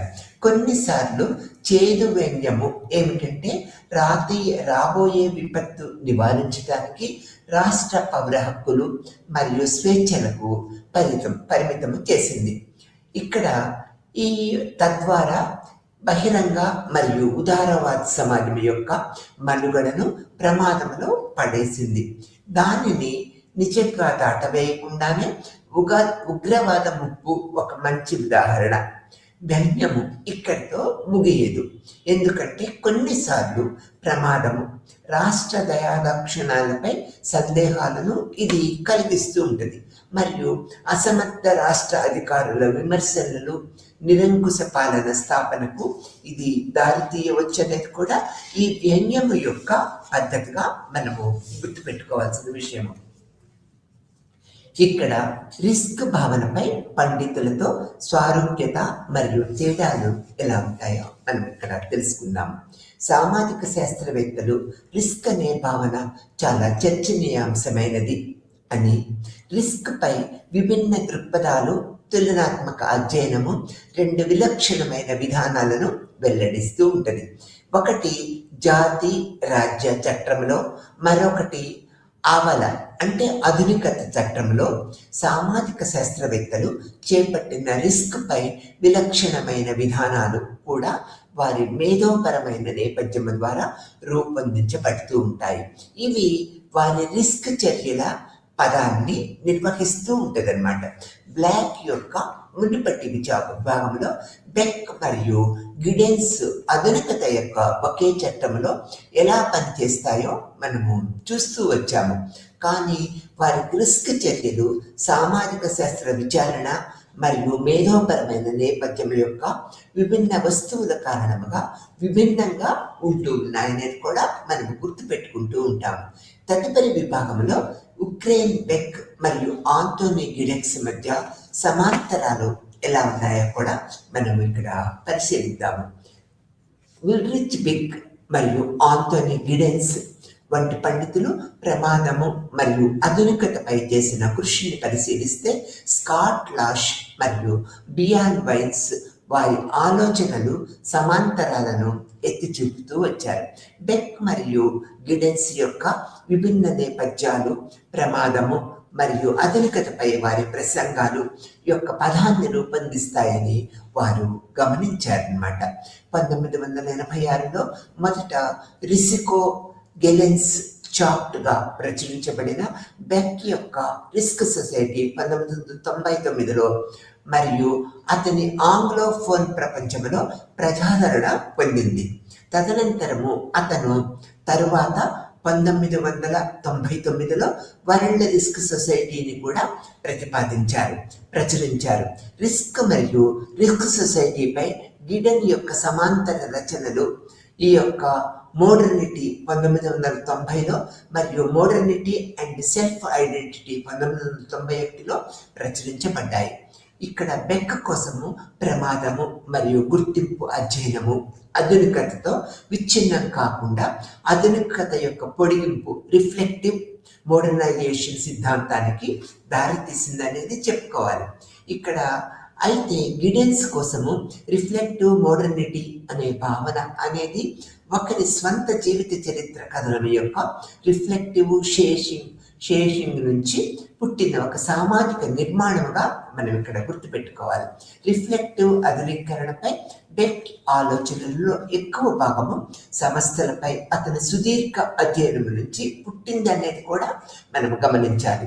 అయితే రిఫ్లెక్టివ్ మోడర్నిటీపై గిడెన్స్ ఆలోచనలు అతని సామాజిక సిద్ధాంతంలో ఏజెన్సీపై అతని అధ్యయనము నిర్మాణాత్మక కార్యాచరణాన్ని తిరస్కరించటం నుంచి అభివృద్ధి చెందింది అనేది కూడా మనము ఎక్కువగా గుర్తుపెట్టుకోవాల్సిన అవసరం కూడా ఇందులో ఉందనేది అప్పటి సామాజిక పండితుల యొక్క భావన. ఇక్కడ విభిన్న రిస్క్ సాంప్రదాయాలు దాని మీద మేరీ డగ్లస్, మిచెల్ మరియు ఉల్రిచ్ బెక్లు తమ అభిప్రాయాల్ని ఎలా పొందుపరిచారో మనం ఇక్కడ తెలుసుకుందాం. బెక్ యొక్క రిస్క్ అనే భావన మేరీ డగ్లస్ మరియు మిచెల్ గతంలో చెప్పిన 2 సాంప్రదాయాల నుంచి భిన్నంగా ఉంటుంది. డగ్లస్ మరియు రిస్క్ ఆలోచన శక్తి యొక్క సామాజిక క్రమాన్ని పునరుత్పత్తి చేస్తుంది. వారు రిస్క్ను నమ్మదగిన మిత్రుడు లేదా సంభావ్య విరోధిగా కాకుండా మిత్రుడుగా చూస్తూ వచ్చారు. బెక్కు విరుద్ధముగా ఈ వ్యత్యాసము వారి సైద్ధాంతిక విధానంలో ఉన్న వ్యత్యాసము నుంచి ఉద్భవించింది. డగ్లస్ మరియు ఫౌకాల్ట్ యొక్క రిస్క్ విధానాన్ని జాతీయ రాష్ట్ర చట్టంలో అర్థం చేసుకోవాలి. అయితే రిస్క్ పట్ల బెక్ విధానం ప్రపంచ స్వభావం గల ఆధునికత యొక్క చట్టంలో ఉంది. రిస్క్ పట్ల డగ్లస్ మరియు శాస్త్రీయ శక్తిని పునర్నిర్మించటంలో సహాయపడుతూ ఉన్నది. ఇది ప్రపంచ రిస్క్ సమాజంలో అంతర్లీనంగా ఉన్న మార్పు మరియు సంఘర్షణ, ద్వంద్వత్వాలు మరియు వ్యంగ్యాలను ఎదుర్కోదు. రిస్క్ అనేది దేశ రాజ్య శక్తికి మరియు ప్రపంచ మూలధనానికి వ్యతిరేకమైన శక్తి. మరొక మాటల్లో చెప్పాలంటే జాతీయ రాజ్య చట్టాల విధానంలో ప్రమాదాన్ని తగినంత సంభావితము చేయలేదు. ఎందుకంటే ఇది మొదటి ఆధునికత మరియు సమస్యలతో చిక్కుకున్నది. అయితే రెండవ ఆధునికత నేపథ్యంలో ఉద్భవించే ప్రపంచ ప్రమాదాన్ని భిన్నమైన అవగాహనకి ఇది పిలుపు ఇస్తుంది అనేది కూడా మనం గుర్తుపెట్టుకోవాల్సిన విషయం. ఈ ప్రమాదము దేశ రాజ్య చట్టాల వెలుపల ఉంది మరియు దాని తర్కము మరియు వ్యంగ్యాలలో విశ్వవ్యాప్తమైనది అనేది కూడా ప్రముఖంగా వారి యొక్క అర్థాలు, భావనలు, విమర్శాత్మక పద్ధతులను ఇప్పుడు మనము తెలుసుకున్నాం అన్నమాట. ఇటీవల విపత్తు గురించి మనకి జరిగిన సమాచారాలను మనకి ఉదాహరణగా సేకరించండి. కోవిడ్ ప్రక్రియను మనం చూసినట్లయితే అప్పుడు ప్రపంచవ్యాప్తంగా ఎంతమంది చచ్చిపోయారు, ఎన్ని ఆధునికత గల మందులను మనం వాడాము, ప్రపంచ ప్రజలను ఎలా రక్షించుకున్నామో మనకు కళ్ళకు కట్టినట్లుగా చూసామన్నమాట. ఇది రిస్క్ ప్రక్రియలో ఒక పెద్ద ఉదాహరణగా ప్రపంచవ్యాప్తంగా మనము చూడదగ్గ ప్రక్రియ. తర్వాత విల్రియన్ బెక్ మరియు ఆంటోనీ గిడెన్స్ యొక్క కొత్త రిస్క్లను అర్థం చేసుకోవడంలో వారు చేసిన కృషిని మనము నిరంతరంగా పరిశీలిస్తూ ఉన్నట్లయితే అనేక కొత్త భావనలు మనలో ఉద్భవిస్తూ ఉంటాయి. ఈ ఆధునిక సైన్స్, వ్యాపారము మరియు రాజకీయాలు సంస్థలలో ఉద్భవించింది అనేది కూడా మనము గ్రహిస్తూ వస్తూ ఉన్నాము. ఈ రిస్క్ దాని విపత్తు సంభావ్యత కారణంగా గతంలో తెలిసిన అన్ని రకాల రిస్కుల నుంచి ఎలా భిన్నంగా ఉన్నదో కూడా మనము చూస్తూ వచ్చాము. రిస్క్ రిఫ్లెక్టివ్ ఆధునీకరణ యొక్క ఉత్పత్తి మరియు అది ఎలా విస్తృతంగా మరియు ప్రపంచవ్యాప్త స్వభావం కలిగి ఉన్నదో వాటి పని విధానాలు ఎలా ఉన్నాయో మనకి చూపిస్తూ వచ్చాయన్నమాట. చివరిగా బెక్ మరియు గిడెన్స్ మధ్య సారూప్యతలు మరియు తేడాలను కూడా మనము అనేక కోణాలలో ఈ రిస్క్ అనే లెసన్లో మనం తెలుసుకుంటూ వచ్చాము. మరియు రిస్క్ల యొక్క విభిన్న పండితుల సాంప్రదాయాలు మరియు మౌలికంగా వారి యొక్క అభిప్రాయాలను కూడా మనము తెలుసుకుంటూ వచ్చాము. ఏదైనా విపత్తుకు దేవుడికి ఇక్కడ కారణభూతుడిగా మనిషి భర్తీ చేసిన క్షణము భవిష్యత్తు గురించి ఆందోళనను ఇది ప్రమాదం అనేది మనకి ఏర్పడుతూ ఉంటుంది. అంటే ఇది ఒక దేవుడు చేసిన విపత్తుగా ముందు అంటే ప్రాచీన తరంలో ప్రజలు నమ్ముతూ వచ్చేవారు. కానీ ఆధునిక కాలం వచ్చేటప్పటికి ఆ విపత్తు ఏ విధంగా ఏర్పడింది, ఆ విపత్తును మనం ఎలా పరిరక్షించుకోవాలి, విపత్తు నుంచి ఎలా బయటపడాలనేది అనేక కోణాలలో ఆధునిక సమాజంలో పెరుగుతున్న లౌకికీకరణ కారణంగా మనము అనేక విషయాలు తెలుసుకుంటూ వచ్చామన్నమాట. ఏదైనా విపత్తు జరిగినప్పుడు మనం దాని నుంచి ఎలా బయటపడాలనేది ప్రపంచవ్యాప్తంగా ఉన్న అనేక పరిశోధనా పద్ధతుల వల్ల మనం తెలుసుకుంటూ ఉన్నాము. ఇక్కడ బెకేనియన్ కోణములో ప్రమాదము అంటే విపత్తు ఊహించటము, ప్రమాదము నిజమైనదా, అయితే అది ప్రమాణముగా నిలిచిపోతూ ఉన్నదా, శాశ్వతమా, తాత్కాలికమా అనేది ఆ యొక్క విపత్తు మీద, పరిస్థితుల మీద ఇది ఆధారపడి ఉంటుంది అనేది కూడా మనం తెలుసుకుంటూ ఉన్నాము. పారిశ్రామికీకరణ పురోగతి కారణంగా అనేక విపత్తులు, అనేక రుగ్మతలు, రిస్కులు కూడా మనం చూస్తూ ఉన్నాం. పారిశ్రామికీకరణ, పెట్టుబడిదారీ విధానము, వారి యొక్క పెట్టుబడిదారుల యొక్క మనస్తత్వ చిత్రీకరణ, వారి స్వలాభాపేక్ష అన్నీ కూడా సామాజిక సంక్షేమాన్ని, కార్మిక వ్యవస్థని, ప్రజలని రిస్కులు చేస్తూ ఉంటుంది. దానికి మనం ఎలా పరిష్కరించుకోగలుగుతూ ఉంటాము? ప్రభుత్వము రాజ్యాంగపరంగా ఈ యొక్క పెట్టుబడిదారీ విధాన యొక్క అభిప్రాయాలను, పారిశ్రామికీకరణ యొక్క రిస్క్ ప్రమాదాలను ముందుగా గుర్తించి అనేక రుగ్మతలను వాటి నుంచి దూరం చేయడానికి శాశ్వతమైన పరిష్కారాలను అనేక జీవకారుణ్య శాస్త్రవేత్తల ద్వారా పరిష్కరించుకుంటూ వస్తూ ఉంటాము. ఇక్కడ పారిశ్రామికీకరణ పురోగతి కారణంగా పెరిగిన లౌకికీకరణ మరియు ప్రమాదాన్ని ఊహించడంలో రిస్క్ సోషలిజము ఉద్భవిస్తూ ఉంటుంది అనేది కూడా మనం ఇక్కడ గుర్తుపెట్టుకుంటూ ఉంటాము. ఇది రాడికలైజ్డ్ ఆధునీకరణ యొక్క పరిణామంగా కూడా మనం చెప్పుకుంటూ ఉంటాము. అంటే ఈ యొక్క రిస్క్ని సోషలిజం ఉద్భవిస్తున్నది అనే గుర్తించి మనము రాడికలైజేషన్, ఆధునీకరణ యొక్క పరిణామాన్ని దీనికి అప్లై చేసినట్లయితే ఈ రిస్క్ ప్రభావం నుంచి మనం చాలా వరకు తప్పించుకోవడానికి వీలవుతుంది అనేది ఈ పరిశోధనాకారుల యొక్క అభిప్రాయం. ఆ తర్వాత విశ్వమానవ క్షణము అనేది ప్రమాద అనుభవానికి ప్రతిస్పందనగా మనం చెప్పుకోవాలి. ఇక్కడ మనిషి జాతీయ రాజ్యము మరియు అంతర్జాతీయ క్రమము రెండింటినీ అధిగమిస్తూ ఉంటాడు. జాతీయ రాజ్యము మరియు అంతర్జాతీయ క్రమము నుంచి రెండింటిని కూడా అధిగమిస్తూ ఉంటాడనేది గుర్తించాలి. దీనిలో జీవితం యొక్క అర్థము సుదూర వ్యక్తితో మార్పిడిలో కనుగొనబడుతూ ఉంటుంది. అతను సమ్మిళితంగా మరొకరుగా మారుతూ ఉంటారు.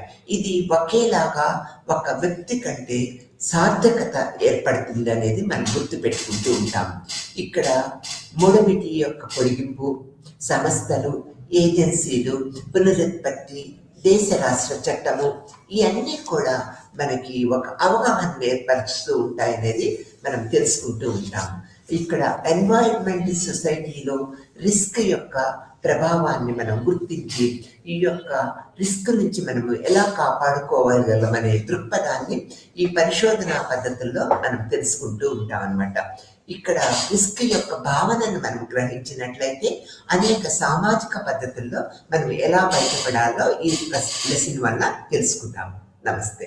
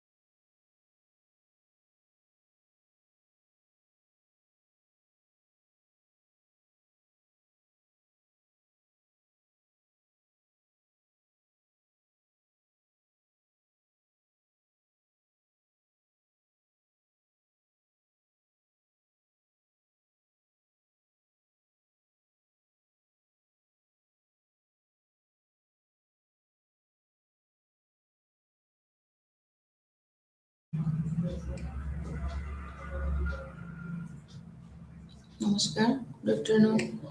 আজি আমি BPSC 132 ইউনিট 3 গান্ধীয়ান চেপ্টাৰটো আলোচনা কৰিম। চ' গান্ধীয়ান চেপ্টাৰ আমি সকলোৱে গান্ধীৰ বিষয়ে এটা ৰাফলি নলেজ আছে সকলোৰ, যে মহাত্মা গান্ধী কোন আছিলে বা তেওঁ কোনটো সময়ত আছিলে আৰু তেওঁৰ অৱদান কিছুমান বস্তু প্ৰায় মেক্সিমাম ক্লাছবিলাকতে মহাত্মা গান্ধীৰ বিষয়ে আলোচনা কৰা হৈছে বা এইখিনি আমি জানোৱেই।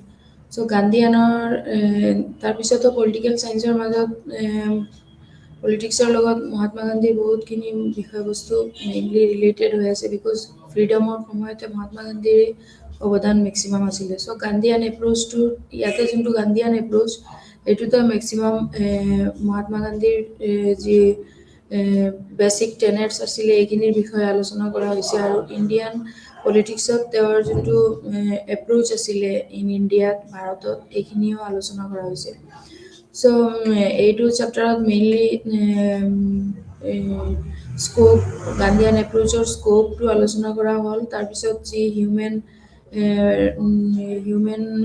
হিউমেনিটিৰ মাজত তেওঁৰ যিখিনি অৱদান এইখিনিও আলোচনা কৰা হৈছে। প্লাছ এইখিনি পলিটিকেল চায়েন্সৰ ইণ্ডিয়াৰ পলিটিকেল চায়েন্সৰ মাজত যি মহাত্মা গান্ধীৰ যি অৱদান আছিলে এই বস্তুখিনিও আলোচনা কৰা হৈছে, যেনেকা স্বৰাজ, তাৰপিছত সৰ্বোদয়, জাষ্টিফিকেশ্যন, এইবিলাকৰ বিষয়ে ইথিক্স, মৰেলিটি, তেওঁৰ যিবিলাক পলিটিক্স আছিলে তেওঁৰ মাজত মেক্সিমাম ইথিক্স এণ্ড তেওঁৰ নীতি, পলিটিক্সৰ মাজত ইথিক্সটোৱেই বেছি আছিলে, মানে নীতি বিজ্ঞান যিবিলাক মৰেলি, যে মৰেল নীতি বিজ্ঞান বুলি কওঁতে আমি কি বুলি বুজি পাওঁ, মেক্সিমাম যিবিলাক সেই ট্ৰুথ, বিউটি এণ্ড গড, যি নীতি হওক, প্ৰিন্সিপলছ হওক, যিবিলাকৰ মাজত যে নীতিবোৰৰ ভাল, তাৰপিছত ট্ৰুথ সত্য হ'ব লাগিব, এণ্ড ঈশ্বৰৰ ওপৰতে বিশ্বাস কৰিব লাগিব। লগতে এইখিনিও পলিটিক্সৰ লগতে এইখিনি ৰিলেটেড ৰাখি তেওঁ পলিটিকেল চায়েন্সত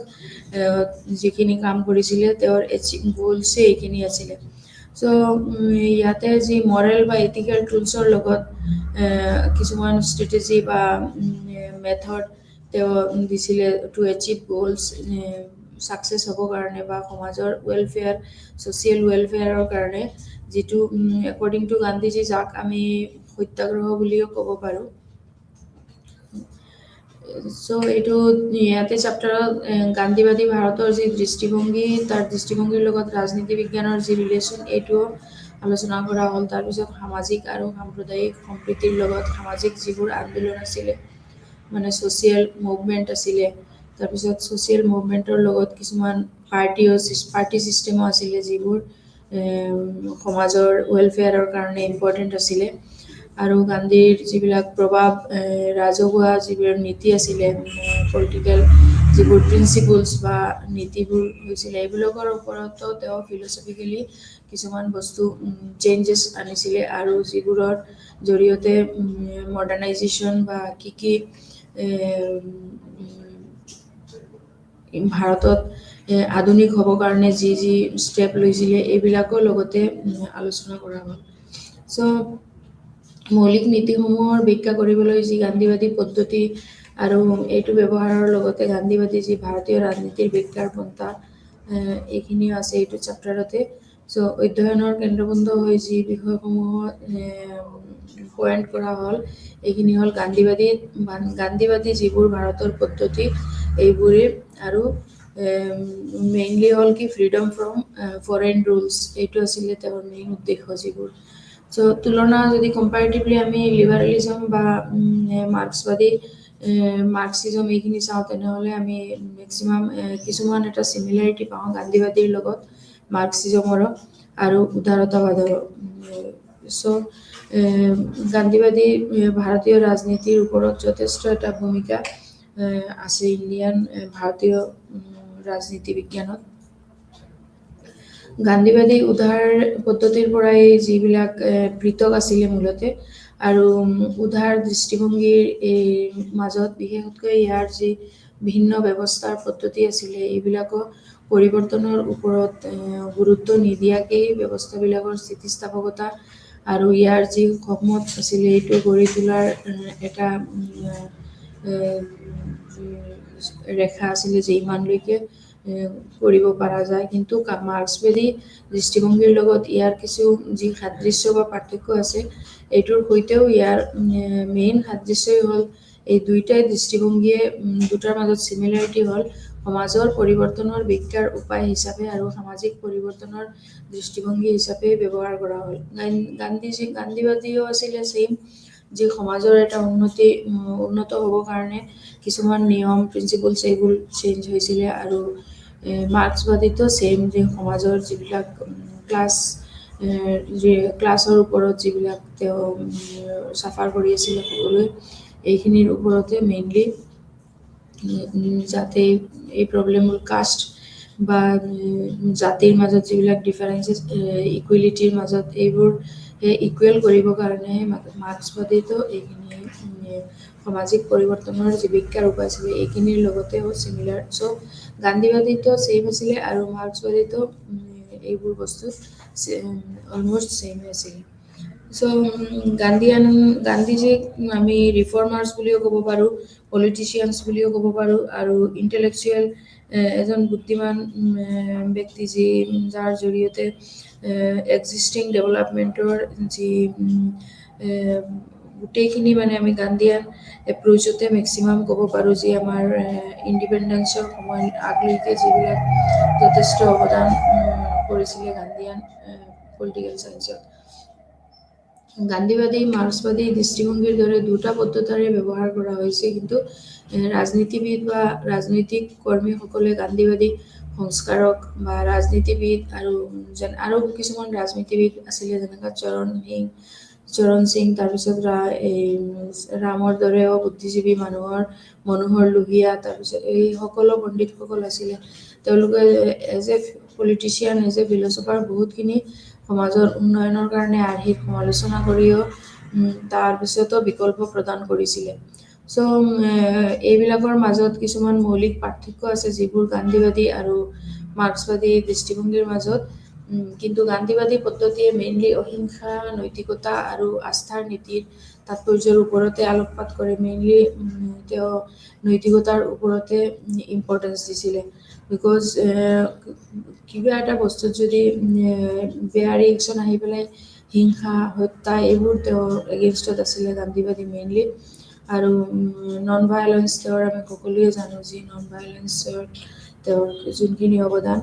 চ' এইবোৰৰ তেওঁৰ এই নৈতিকতা আৰু আস্থাৰ নীতিৰে তাৎপৰ্যৰ ওপৰতে আমি আলোকপাত কৰিছোঁ মেক্সিমাম। চ' এই বস্তুটো আকৌ মাৰ্ক্সবাদত যদিও আছিলে, কিন্তু মাৰ্ক্সবাদী দৃষ্টিভংগীয়ে শ্ৰেণী সংগ্ৰামৰ প্ৰকৃতি ব্যাখ্যা কৰিব বিচাৰিছিলে, যিটো মহাত্মা গান্ধীয়ে এইখিনি শ্ৰেণী সংগ্ৰামৰটো অলপ ইমান ইম্পৰ্টেঞ্চ দিয়া নাছিলে। তেওঁ মেইনলি অহিংসা আৰু নৈতিকতাৰ ওপৰতে ইম্পৰ্টেঞ্চ দিছিলে।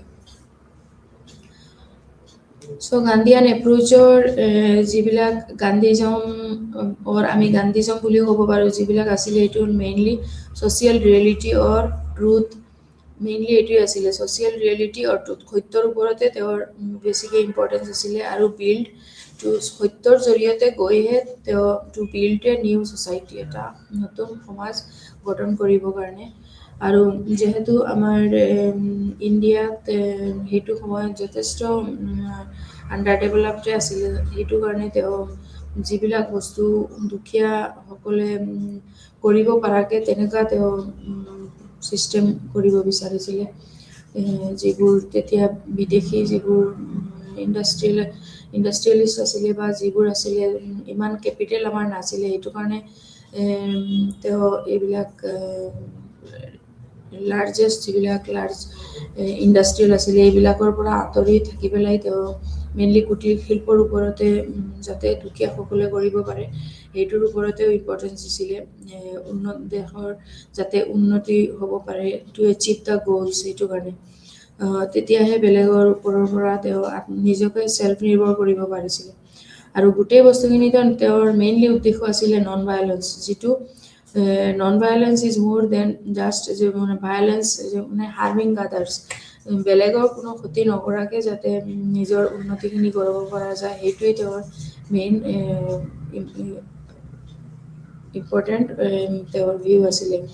আৰু উদ্দেশ্য আছিলে চ' মেইনলি এইটো তেওঁ এটা ৰাম ৰাজ্য বিচাৰিছিলে তেওঁ এন আইডিয়েল ছ'চাইটি তাৰপিছত যাতে পিপুলে চেল্ফ ৰেগুলেট কৰিব পাৰে নিজে গভৰ্ণ কৰিব পাৰে এটা চেল্ফ ৰুল কৰিব পাৰে আৰু নিজকে আত্মলম্বী কৰিব পাৰে টু ৱেলফেয়াৰ অল সমাজৰ উন্নতৰ কাৰণে বা উন্নতিৰ কাৰণে যিহেতু ভাৰত গান্ধীবাদী দৃষ্টিভংগীৰ অৰ্থটো এই বুজায় যে গান্ধীবাদী নীতি বা গান্ধীবাদৰ দ্বাৰাই সামাজিক বাস্তৱতা বা সত্যৰ বিষয়ে ব্যাখ্যা কৰা হয় আৰু নতুন এটা সমাজ গঢ়ি তোলাৰ উপায়ৰো পৰামৰ্শ দিয়া হয় চ' এই নীতিসমূহ হ'ল সত্য অহিংসা সত্যগ্ৰহ স্বৰাজ সৰ্বোদয় এইবোৰে লক্ষ্যত উপনীত হোৱাৰ উপায়ৰ নিশ্চয়তা আৰু নৈতিকতাও ক'ব পাৰোঁ যিবোৰ নৈতিকতা ৰাম ৰাজ্যৰ এটা স্থাপনৰ উদ্দেশ্যে আৰু তেওঁৰ মতে অহিংসা কেৱল হিংসা পৰিহাৰ কৰা বা আনৰ ক্ষতি কৰাতকৈ অধিক হৈছে যে এইটোৱে নিজৰ ক্ষতি কৰা নহয় উপবাসৰ দৰেও কামৰ জৰিয়তে নিজৰ ক্ষতি কৰা মানে ক্ষমতাৰ অধিকাৰীসকলৰ ওপৰত নৈতিক কৰ্তৃত্ব প্ৰয়োগ কৰিব পৰা যায় তেওঁৰ মেইন উদ্দেশ্যটোৱে আছিলে কি ফ্ৰীডম ফ্ৰম ফৰেইন ৰুল যি স্বাধীন হ'ব বিচাৰিছে ফ্ৰম ফৰেইন ৰুল যিবিলাক বাহিৰত যিবিলাক ৰুল আমি ইয়াতে ইণ্ডিয়াতে চেল্ফ ৰুলৰ জৰিয়তে বেলেগৰ ব্ৰিটিছে দিয়াবিলাক ইউজ কৰি পেলাই যাতে আমি সদায় যাতে ব্ৰিটিছৰ ওপৰত নিৰ্ভৰশীল হৈ নোৱাৰোঁ সেইটো কাৰণে তেওঁ ফাৰ্ষ্টতে এইটো আঁতৰাব বিচাৰিছিলে তাৰপিছত কিছুমান কামৰ জৰিয়তেও তেওঁ নিজকে বেলেগৰ ক্ষতি কৰিব নোৱাৰা এনেকুৱা কৰিব পাৰে এইটো এক্সাৰচাইজ মৰেল অথৰিটি ফাষ্টিং যিটো এইটো এটা তেওঁৰ কাৰণে এটা উপবাস আছিলে এইটো কৰি পেলাইও তেওঁক মৰেল অথৰিটিক ইম্পৰ্টেঞ্চ দিছিলে চ' উইদাউট ডিছঅবিডিয়েঞ্চ ইন পলিটিকেল একশ্যনত কোনো ধৰণৰ ব্যাঘাত নকৰাকৈ গোটেইখিনি তেওঁ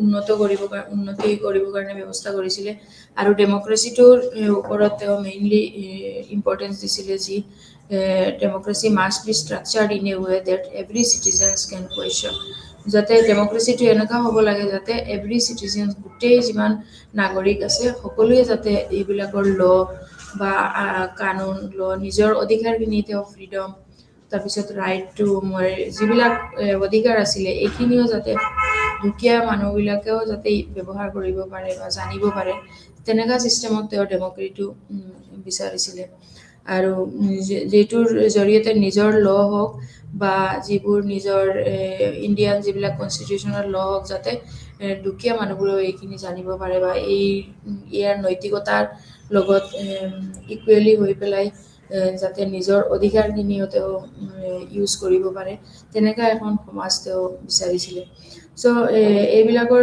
মুঠতে তেওঁ ফৰ্মেশ্যন অফ ৰাম ৰাজ্য বুলি নাম দিছিলে যে শান্তিৰ ৰাজ্য হ'ব লাগে চ' এজন আইডিয়েল ছ'চাইটি হ'ব লাগে যাতে পিপুল সকলোৱে নিজে ৰেগুলেট কৰিব পাৰে নিজে গভৰ্ণ কৰিব পাৰে আৰু ভিলেজ পঞ্চায়তৰ ওপৰত ভিলেজ ৰিপাব্লিক যিহেতু ইণ্ডিয়াখন মেইনলি ভিলেজৰ ওপৰতে নিৰ্ভৰশীল আছিলে তেতিয়া ইমান ডেভেলপড নাছিলে চ' তেওঁ ভিলেজৰ যাতে তাতে গ্ৰাম পঞ্চায়ত হ'ব লাগে তেনেকুৱাও ছিষ্টেম কৰিছিলে চ' এইবোৰ চিভিল ছ'চাইটিৰ জৰিয়তে তেওঁ যি কম্পেশ্যন বা নিজৰ ফিলিংছ ৰাম ৰাজ্যৰ লগত তেওঁ বিচৰা ৰাম ৰাজ্যৰ লগত এটা এই দুখীয়াসকলৰ লগত যিবিলাক নিজৰ অধিকাৰ বা ৰাইট টু এইখিনি গোটেই যাতে সকলোৱে জানিব পাৰে বা ইউজ কৰিব পাৰে তেওঁ সেইটো ডেমক্ৰেচিৰ ওপৰতে ইম্পৰ্টেঞ্চ দিছিলে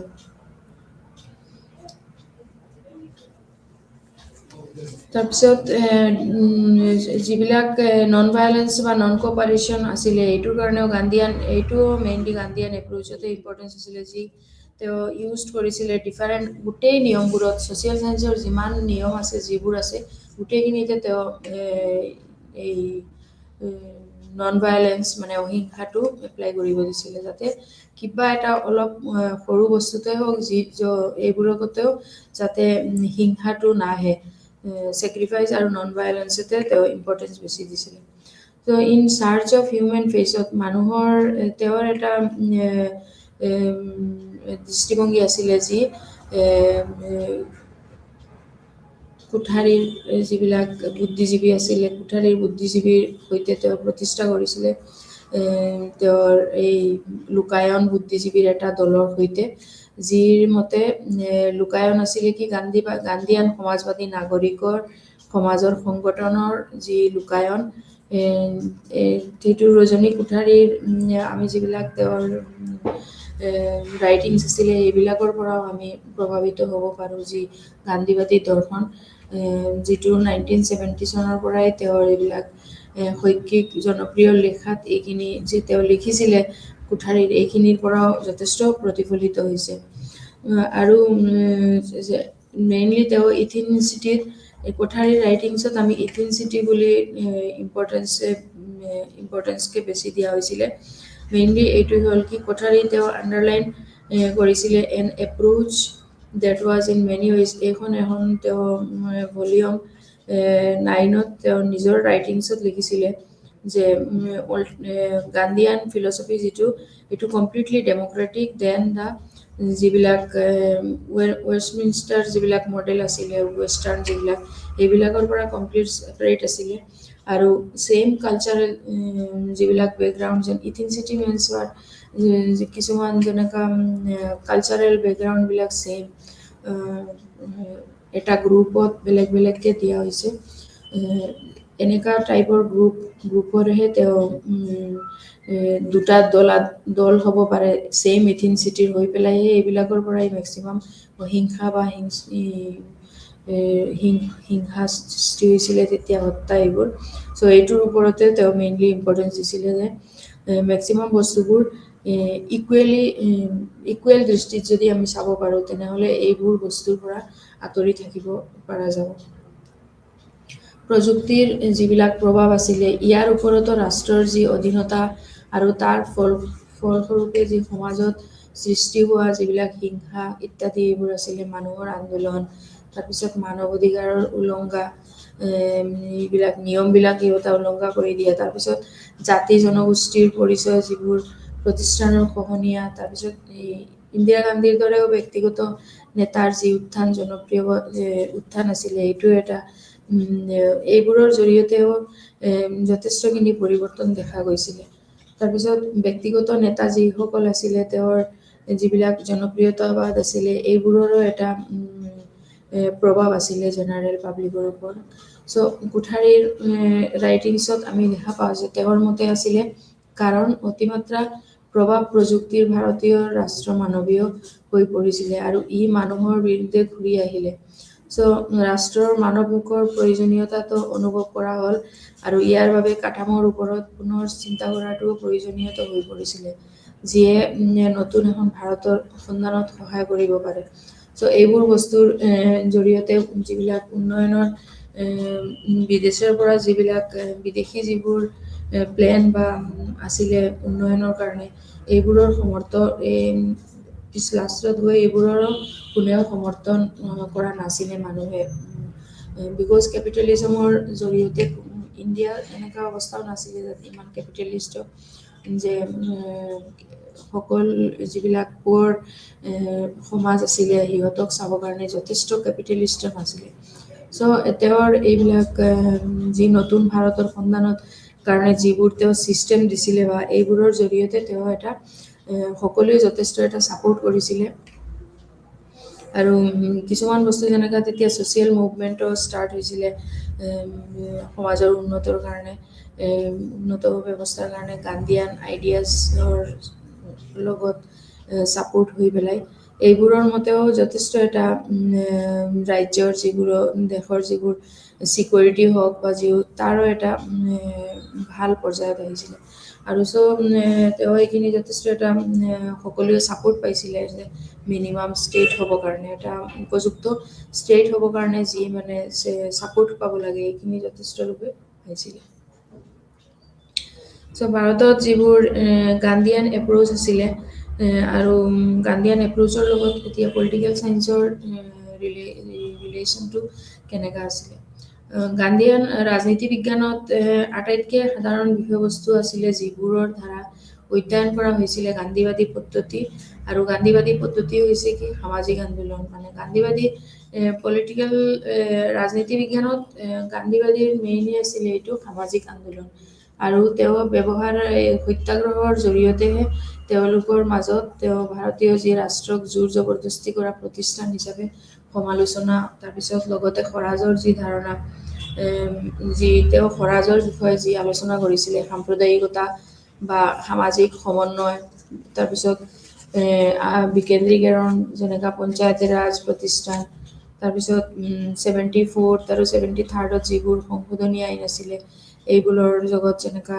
কিছুমান দেশৰ যিবোৰ গোটেই ষ্টেট সৰু টাউনবিলাকত যেনেকুৱা মিউনিচিপালিটিৰ নিচিনা যেনেকুৱা এইবোৰ বস্তু তাৰপিছত গ্ৰামত যেনেকুৱা গ্ৰাম পঞ্চায়তী ৰাজ হ'ব লাগে এইবোৰ বস্তু বিকজ এজন দেশৰ প্ৰাইম মিনিষ্টাৰ হৈ পেলাই তেওঁ আহি এতিয়া যিবিলাক ডাইৰেক্টলি আমি এটা এক্সাম্পলৰ নিচিনা ক'ব পাৰোঁ যে ছাপ'জ এজন প্ৰাইম মিনিষ্টাৰ যদি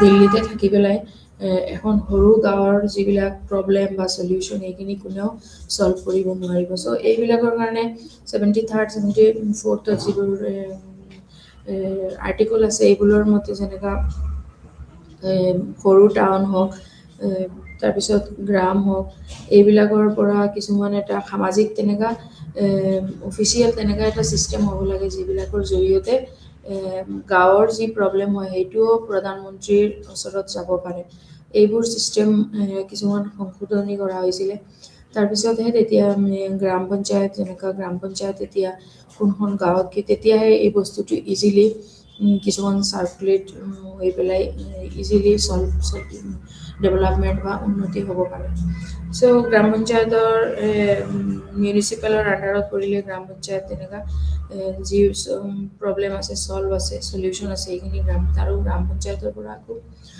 ডিষ্ট্ৰিক্ট কমিশ্যনাৰ ছেইম তেনেকুৱা এই বস্তুবোৰ এজন জেনেৰেল পাব্লিকৰ পৰা প্ৰাইম মিনিষ্টাৰলৈকে ক'ত কোনটো প্ৰব্লেম হয় কি অসুবিধা এই গোটেইখিনি থ্ৰু পঞ্চায়তী ৰাজে হওক এইবিলাকৰ জৰিয়তে উন্নয়নৰ বিতৰ্কত বা দৃষ্টিভংগীৰ আদি এইবিলাক বস্তুৰে যথেষ্ট এটা প্ৰভাৱ আহিছে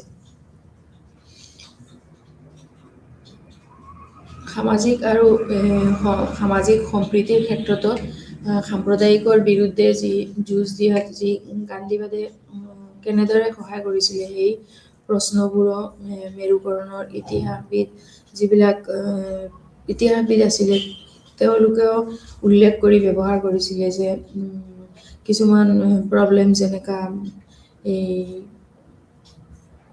মুভমেণ্টত আছিলে যিবোৰৰ জৰিয়তে গান্ধীবাদৰ মতবাদ কিছুমান বিফল হৈছিলে নেকি বা হিংসাক ন্যায্যতা প্ৰদান কৰিবলৈ ধৰ্মান্তৰকৰণৰো ধাৰণা কৰা হৈছিলে নেকি এইবিলাকৰ ক্ষেত্ৰত যেনেকা এজ এন এক্সাম্পল যেনেকা নোৱাখালী দাংগা সময়তে যি ইতিহাসবিদসকলে ইয়াৰ প্ৰভাৱ চাবলৈ যি চেষ্টা কৰিছিলে সেইটোতেও গান্ধীবাদী পদ্ধতিৰ সত্যাগ্ৰহৰ যি ৰুল আছিলে এইটোৰ জৰিয়তে সাম্প্ৰদায়িক সম্প্ৰীতি লাভ কৰিবলৈ সক্ষম হৈছিলে ছ'চিয়েল আৰু ছ'চিয়েল এণ্ড ছ'চিয়েল হাৰমনিৰ ক্ষেত্ৰতো এইবিলাক নোৱাখালী ৰায়টৰ সময়তো যিটো যথেষ্ট এটা ইণ্টাৰ ৰিলেটেডনেছ অফ পাৰ্চনেল পিয়ৰিটিৰ যিবিলাক হাংগাৰ ষ্ট্ৰাইক হৈছিলে এইবিলাকৰ জৰিয়তেও পলিটিকেল ছাকচেছ সম্ভৱ হৈছিলে এটা কমিউনিয়েল হাৰমনিৰ পৰা চ' গান্ধীয়ান পাৰ্চপেক্টিভ গান্ধীয়ানে এটেম্প কৰিছিলে to analyse how different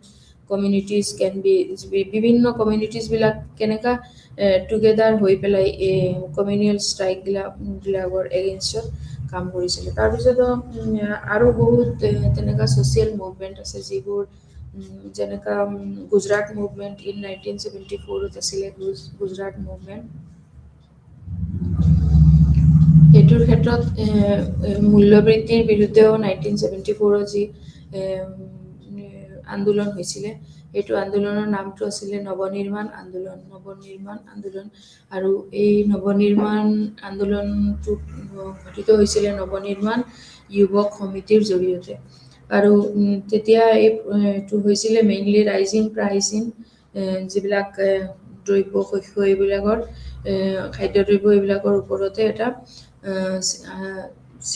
corruption হৈছিলে, এটা পলিটিকেল কৰাপশ্যন যিবিলাক এইটো হৈছিলে আণ্ডাৰ CM-ৰ আণ্ডাৰতে হৈছিলে। তেতিয়া চিফ মিনিষ্টাৰৰ তেতিয়া আছিলে তেওঁ চিমনবাই পাটেল, তেওঁহে আছিলে সেইটো সময়ত। চ' এই বস্তুবোৰ তেতিয়া যি গুজৰাটৰ আন্দোলন হৈছিলে,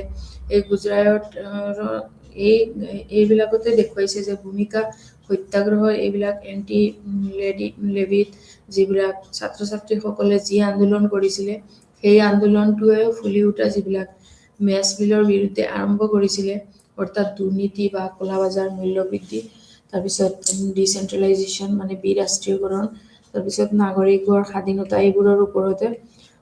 চ' এই আন্দোলনৰ ফলত তেতিয়া লোকেল যিবিলাক ষ্টুডেণ্টৰ আন্দোলন হৈছিলে, যিটো নৱনিৰ্মাণ যুৱ সমিতি, তাৰ মুখ্য আছিলে মেইন যেনেকা মনীষী জানি, তাৰপিছত উমা খাটি মেনকান, তেওঁলোকে মেইন আছিলে যিবিলাক তেওঁ প্ৰটেষ্টটো কৰ্ডিনেট কৰিছিলে। আৰু তাৰপিছত লাষ্টত এইটো বস্তু গৈ PM-ক সোধা হৈছিলে যে এইটো তেওঁক CM-ক ৰিজিগনেশ্যন দিবৰ কাৰণে। চ' ইমানেই আগবাঢ়ি গৈছিলে। আৰু মুখ্যমন্ত্ৰী তেওঁক পদত্যাগ কৰিবলৈও বিচাৰিছিলে। চ' পিছলৈ ইয়াৰ সৈতে JP আন্দোলনৰ যি সম্পৰ্ক গঢ় লৈ উঠিলে সেইটো আকৌ ৰিলেটেড হোৱাৰ পিছত তাৰপিছত এটা জৰুৰীকালীন 1975তো কিছুমান জৰুৰীকালীন ষ্টেপ লোৱাৰ পিছত পণ্ডিত যিবিলাক আছিলে তেওঁলোকে গুৰুত্ব এটা আলোকপাত কৰে, আৰু সত্যাগ্ৰহ আৰু কৃষকৰ যিবিলাক আন্দোলনৰ আছিলে এইবিলাকৰো বিৰুদ্ধে আন্দোলনত গোটেইখিনিতে নন ভায়লেন্সৰ জৰিয়তে তেওঁ কৰাপশ্যনৰ এগেইনষ্টত মেইনলি নন ভায়লেন্সৰ জৰিয়তে এইখিনি গোটেইখিনি মহাত্মা গান্ধীৰ যিবিলাক নিয়ম আছিলে এইবিলাকৰ জৰিয়তে এইবিলাকত ছ'চিয়েল মুভমেণ্টত যথেষ্ট এটা ভাল ৰিজাল্ট আহিছিলে। চ' গান্ধীয়ানৰ মাজত তাৰপিছত সুব্বা ৰাও, ৰাজাগোপাল, PV জয়প্ৰকাশ নাৰায়ণ, এইবিলাক সকলেও পণ্ডিতসকলেও তেওঁ গান্ধীয়ান ৱেজত যথেষ্ট এটা যিবিলাক বস্তু ভায়লেন্স আছিলে এইবোৰক চেঞ্জ কৰি পেলাই নন ভায়লেন্সত ফ'ল' কৰিবলৈ মবিলাইজ কৰিছিলে, আৰু ইমাৰ্জেঞ্চিত এটা পদক্ষেপ লোৱা হৈছিলে। তাৰপিছত গান্ধীবাদীৰ নীতিৰ ওপৰত কিছুমান মহাত্মা গান্ধীৰ গোটেই বস্তুখিনি একচুৱেলি ফিলচফিকেলি তেওঁ দাৰ্শনিকভাৱে তেওঁ চাই আছিলে যে ফিলচফিৰ গ্ৰাউণ্ডত গ'লে কি হয়, মেক্সিমাম বস্তুবোৰ নীতি আৰু মৰেলিটিত গুচি যায়। যেনেকা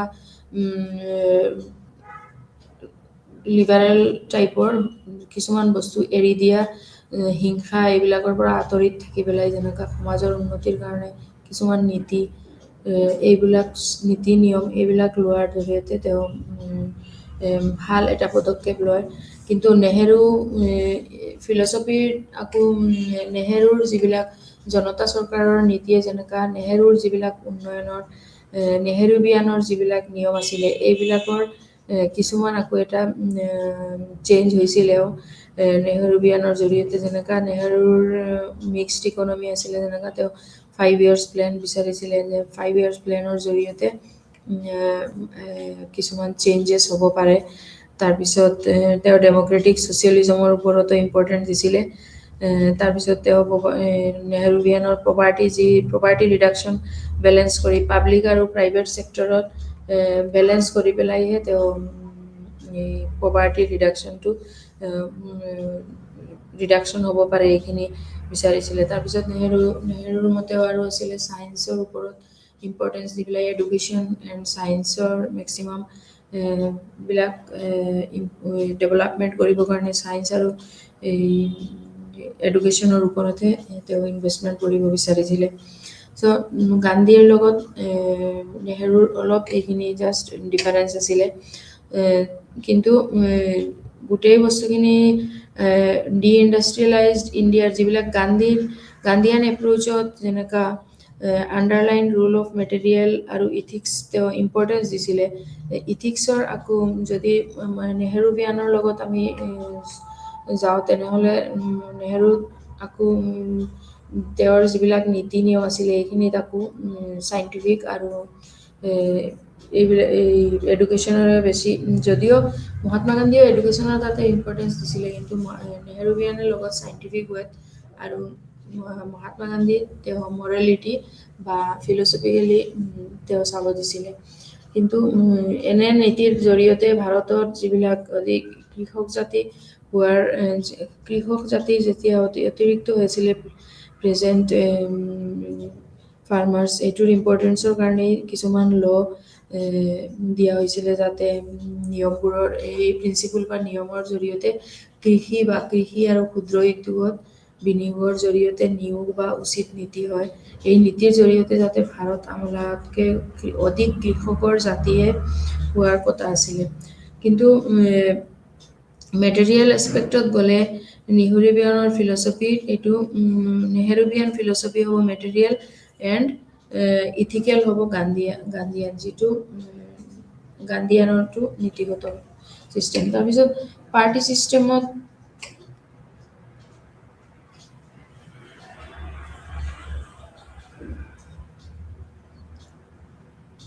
গান্ধীৰ যি দৃষ্টিভংগী বা উদাৰ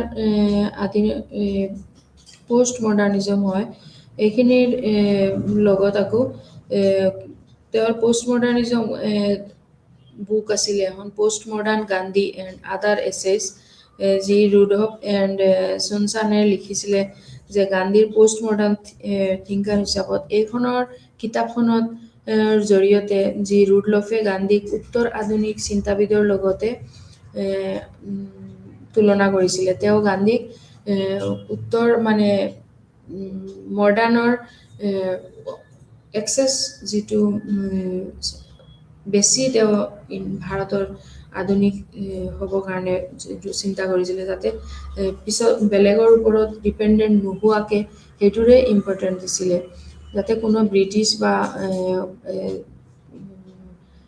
ৱেষ্টাৰ্ণ কাণ্ট্ৰিজবিলাকৰ ওপৰত ডিপেণ্ডেণ্ট হ'ব নালাগে বিকজ গান্ধী এজন পৰম্পৰাগত নেতা আছিলে বুলি সাধাৰণ ধাৰণাটোক তেওঁলোকে প্ৰত্যাহ্বান কৰি জনায় আৰু তেওঁলোকৰ মতেহে গান্ধী আছিলে এজন উত্তৰ আধুনিকতাবাদী ৰুডলফে আৰু এই সুচানা তেওঁ এই কিতাপখনত এইখিনি ডিছকাছ কৰিছিলে যে আধুনিক চিন্তাবিদ বুলি গণ্য কৰে যদিও গান্ধীক সেই বিষয়ে বুজিবলৈ উত্তৰ আধুনিকতাবাদৰ কিছুমান মূল বৈশিষ্ট্য চিনাক্ত কৰাটো প্ৰাসংগিক আছিলে যিবিলাক এই বৈশিষ্ট্যসমূহ দিয়া হৈছিলে যি প্ৰাইমেচি টু দ্য ছেগমেণ্টৰ গোটেইখিনি এইখন আৰু এখন পাৰ্ট আছিলে সত্যৰ প্ৰতিদ্বন্দ্বিতামূলক বাস্তৱতা বা প্ৰসংগটোৰো তাৎপৰ্য হিচাপে চৰণ সিঙৰ এটাক অন নেহেৰুভিয়ান মডেল বা হিজ ভিউজ এইবিলাকৰ কমিউনিটি আৰু যি মহাত্মা গান্ধীৰ স্মল স্কেল ইণ্ডাষ্ট্ৰিজৰ ভিউ আছিলে এই স্মল স্কেল ইণ্ডাষ্ট্ৰিজৰ যি মহাত্মা গান্ধীয়ে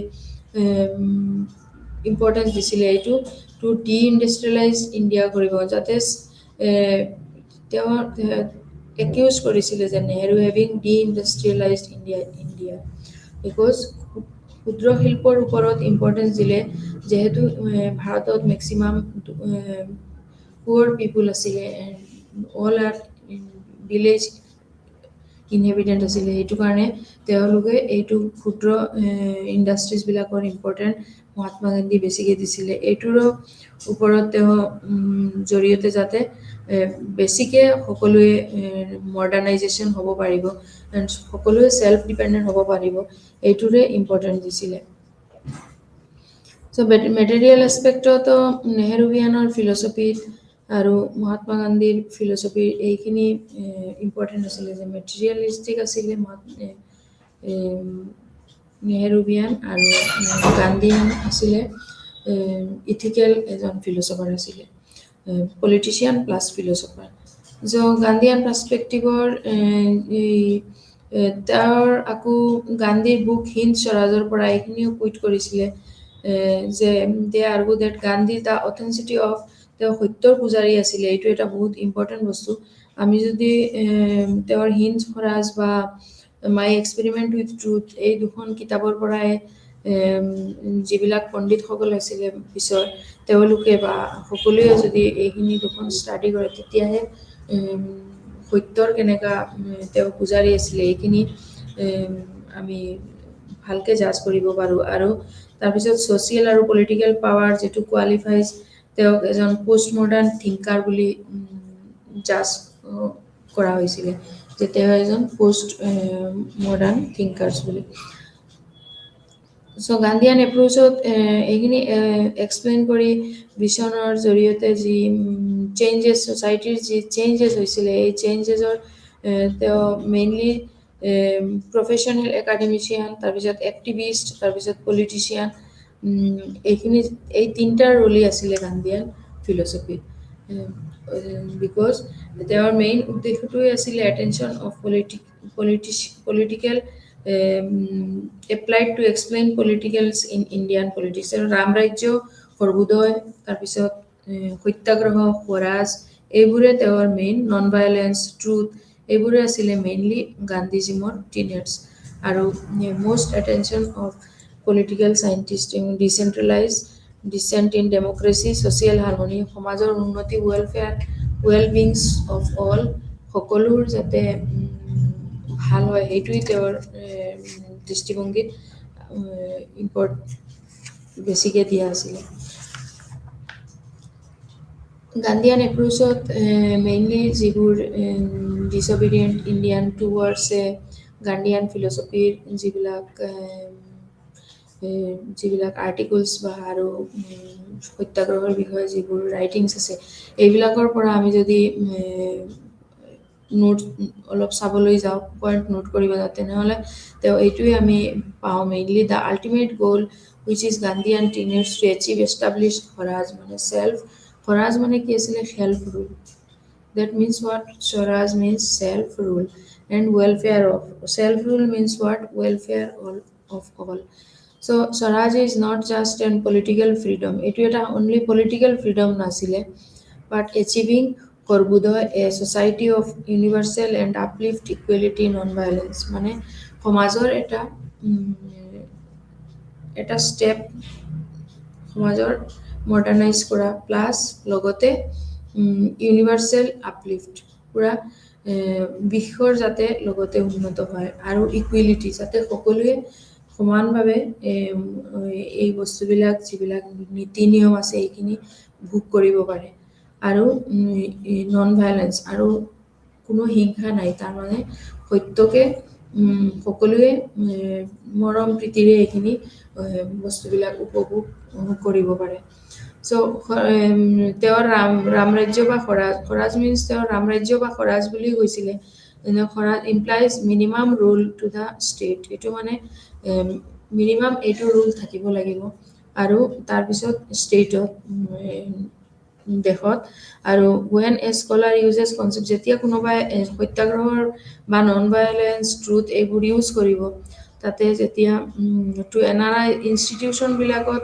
ৰাজ্যৰ দেশৰ এইবোৰো যাতে যিবোৰ ইনষ্টিটিউশ্যন এইবোৰতো যাতে এই ৰুলখিনি লগতে এপ্লাই হয় আৰু শ্বেয়াৰিং অফ পাৱাৰ যিবিলাক পাৱাৰ আছে এইখিনিও ডিচেন্ট্ৰেলাইজ হ'ব পাৰে যাতে ওপৰৰ যিবিলাক শ্ৰেণী এতিয়াও যাতে গোটেই পাৱাৰবিলাক নাপায় যাতে নিম্ন শ্ৰেণীবৰ্গৰ যিবিলাক হিউমেন বিংছৰ যিবোৰ আছে তেওঁলোকেও যাতে দুৰ্বল শ্ৰেণীবোৰ আছে তেওঁলোকেও যাতে এই বস্তুবোৰ কোপাৰেট কৰিব পাৰে যিবোৰ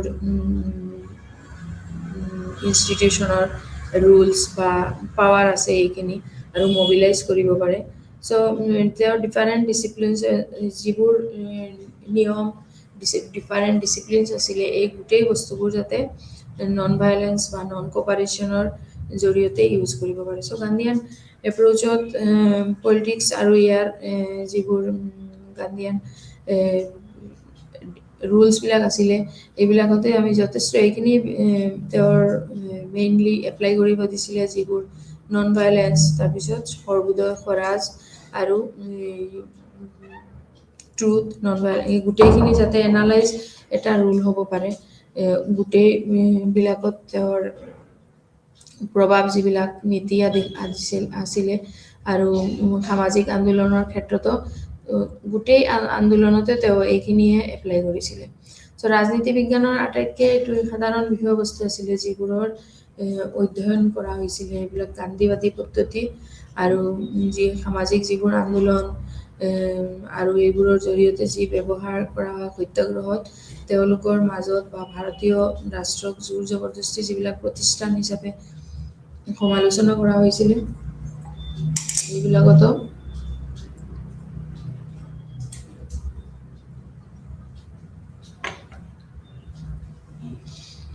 সমাজৰ যিটো ধাৰণা বা সাম্প্ৰদায়িকতাৰ যি প্ৰব্লেম সামাজিক সমন্বয় আৰু বিকেন্দ্ৰীকৰণৰ যি পঞ্চায়তী ৰাজ চিষ্টেম এইবোৰৰ জৰিয়তে সমাজৰ যাতে উন্নতি হ'ব পাৰে এইটো তেওঁৰ এটা বিতৰ্ক দৃষ্টিভংগীৰ মাজত প্ৰভাৱ পৰিছিলে নন ভায়োলেন্স আৰু নন কোঅপাৰেশ্যন এইটোৰে তেওঁৰ আন্দোলনৰ যিবিলাক তেওঁৰ আন্দোলন আছিলে গোটেইখিনিত তেওঁ এইটোৰ এটা ইম্পৰ্টেঞ্চ দিছিলে আৰু তেওঁৰ যিবিলাক পলিটিকেল যিবিলাক অৱদান আছে তেওঁৰ ৰাজনৈতিক এইবিলাকৰ মাজতো ছ'চিয়েল মুভমেণ্টছত বা সত্যাগ্ৰহৰ যিবিলাক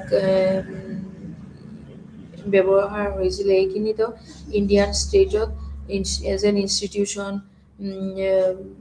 গান্ধীয়ান ৱেত যথেষ্টখিনি ইনফ্লুৱেঞ্চ হৈছিলে চ' যিবিলাক পণ্ডিতসকলো আছিলে যেতিয়াৰ যেনেকুৱা গান্ধীজমৰ ইনফ্লুৱেঞ্চ হৈছিলে যেনেকুৱা চৰণ সিং তাৰপিছত লোহিয়া আৰু বহুত সামাজিক যিবিলাক লিডাৰ আছিলে তেওঁলোকে ইণ্ডাষ্ট্ৰিয়েলাইজেশ্যনৰ ক্ষেত্ৰতো বা স্মল ইণ্ডাষ্ট্ৰিয়েলাইজেশ্যনৰ নোহোৱাকৈ যিবোৰ স্মল স্কেল বা ভিলেজ ইণ্ডাষ্ট্ৰিজ এইবিলাকৰ ওপৰতে তেওঁলোকেও তেতিয়া ইম্পৰ্টেঞ্চ দিছিলে মহাত্মা গান্ধীৰ লগতে চ' চৰণ সিং ৱাজ ইনফ্লুৱেঞ্চড বাই তেওঁ যথেষ্ট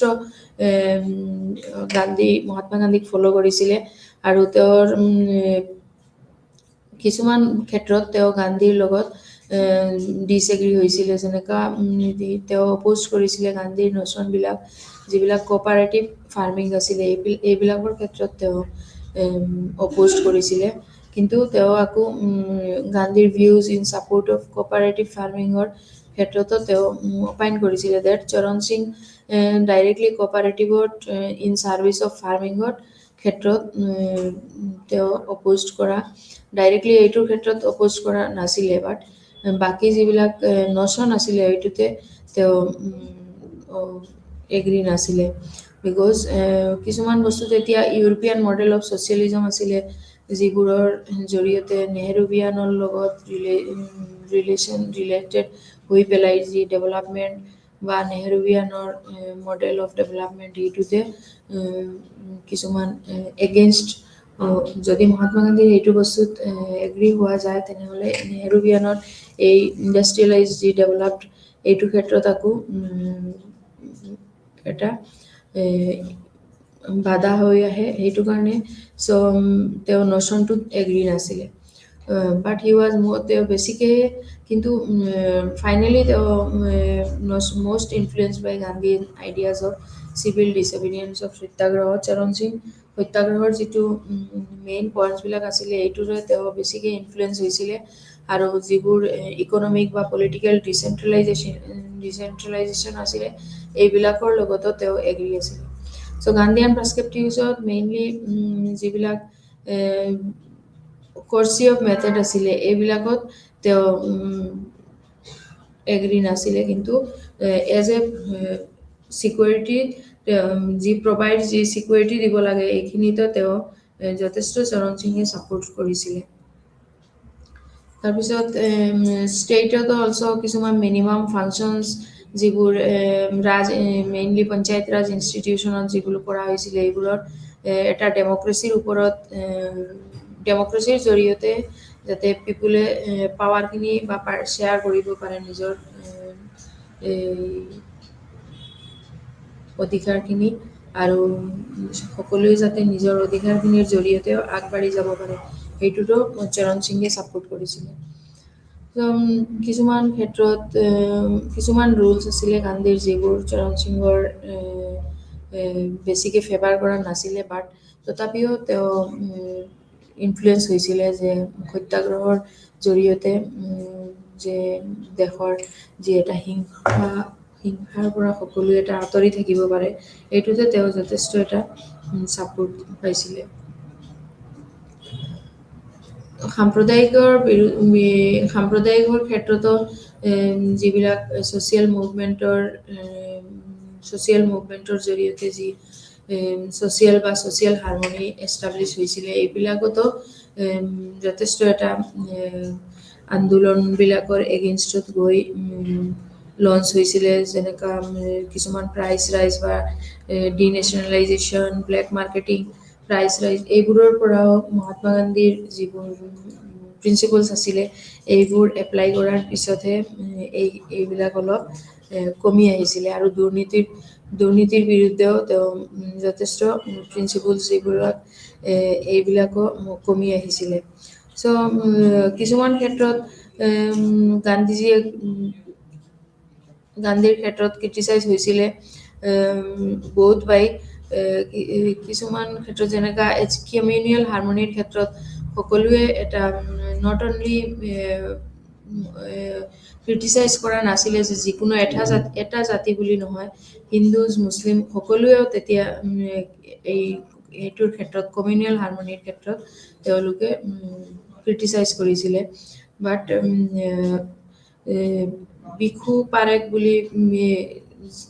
বিখু পাৰেগে নোৱাখালীৰ ৰাইটৰ বিষয়ে যিটো নচন তেওঁ এক্সপ্লেইন কৰিছিলে সেইটোতে গৈ কিছুমান বস্তু পাৰ্চনেল ছাফাৰিংছ হৈছিলে যিবোৰ ছাফাৰিংছৰ ওপৰত পলিটিকেল ছাকচেছ এচিভ হৈছিলে আৰু এই পলিটিকেল ছাকচেছত গৈহে কমন এটা হাৰমনি সৃষ্টি হৈছিলে যিটো সকলোৱে এটেম্প কৰিছিলে যে এইটো এনেকা ছিষ্টেমটো কমিউনিয়েল ষ্ট্ৰাইফৰ পৰা আঁতৰি যাব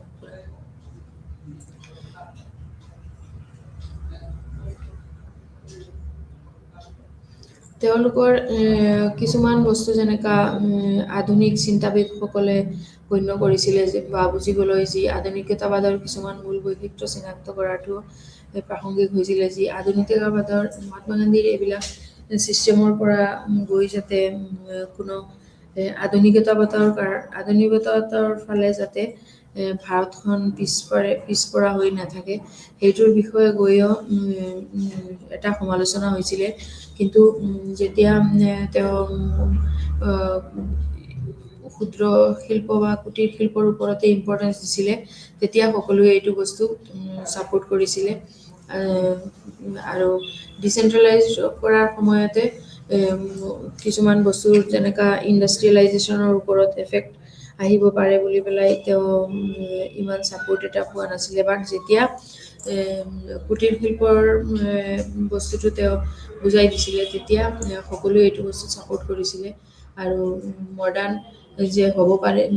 মডাৰ্ণাইজেশ্যন হ'ব পাৰে বুলিও তেওঁ এইখিনিৰ ৰাস্তাটো যাতে সকলোৱে ঘৰে ঘৰে এইটো ইণ্ডাষ্ট্ৰিয়েলাইজ হ'ব পাৰে বা ক্ষুদ্ৰ শিল্পৰ পৰা তেওঁ বস্তুটো লৈ আগবাঢ়ি যাব পাৰে আৰু এইটোৰ কাৰণে যাতে বেলেগৰ ওপৰতো ডিপেণ্ডেণ্ট হ'ব নালাগে চ' তেওঁ এইটো বস্তু সকলোৱে ছাপোৰ্ট কৰিছিলে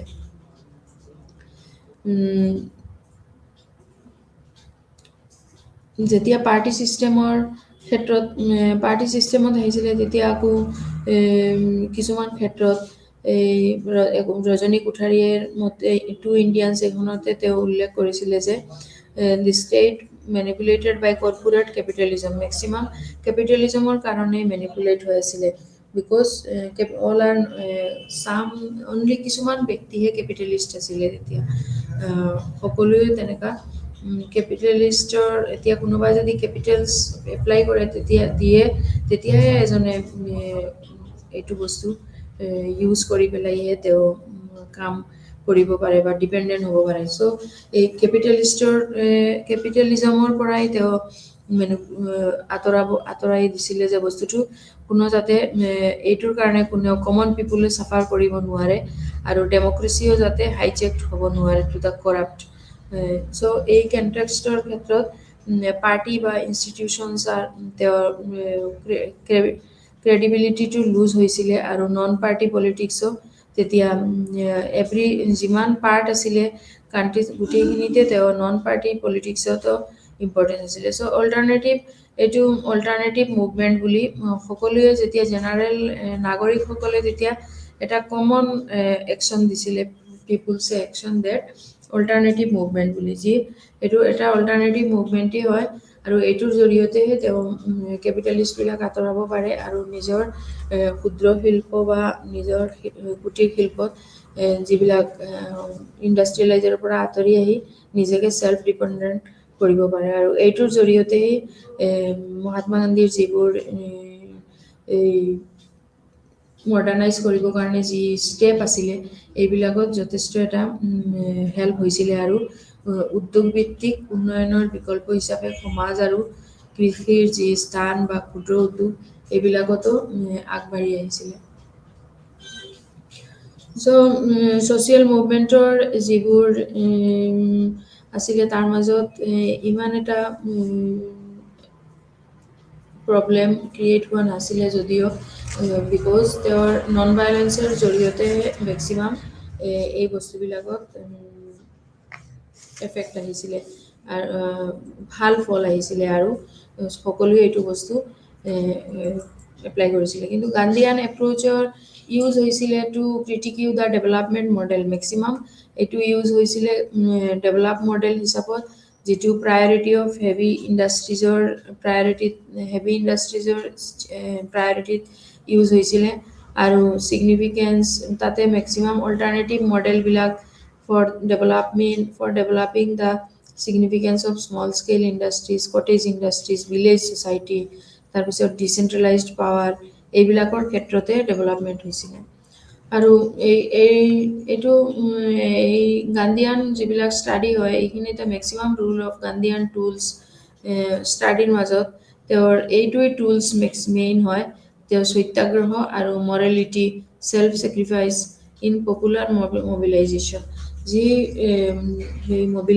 যিটো মবিলাইজ হয় তেওঁৰ যিটো ইণ্ডাষ্ট্ৰিয়েল মবিলাইজ হওক বা পলিটিকেল মবিলাইজ হওক বা ৱেলফেয়াৰ যি মবিলাইজেই হওক মহাত্মা গান্ধীৰ ক্ষেত্ৰত তেওঁৰ এইটো মেইন আছিলে the rule of in each তেওঁৰ টুলেই আছিলে কি satyagraha and morality and self sacrifice এইটোৱে তেওঁৰ মেইনলি টুল আছিলে আৰু যিটোৰ জৰিয়তে গান্ধীয়ান প্ৰিন্সিপলছ তেওঁৰ প্ৰিন্সিপলে হ'ল কি ছ'চিয়েল হাৰমনি আৰু ডিচেন্ট্ৰেলাইজেশ্যন ছেল্ফ কণ্ট্ৰল যেতিয়া ছেল্ফ কণ্ট্ৰল হ'ব তেতিয়াহে নন ভাইলেঞ্চটো হ'ব চ' ছেল্ফ কণ্ট্ৰলত তেওঁ বেছিকৈ ইম্পৰ্টেঞ্চ দিছিলে আৰু finally reflecting achievements of Ram Rajya আৰু তেতিয়াহে ৰামৰাজ্য হ'বৰ কাৰণে এইটো ৰিফ্লেক্ট হ'ব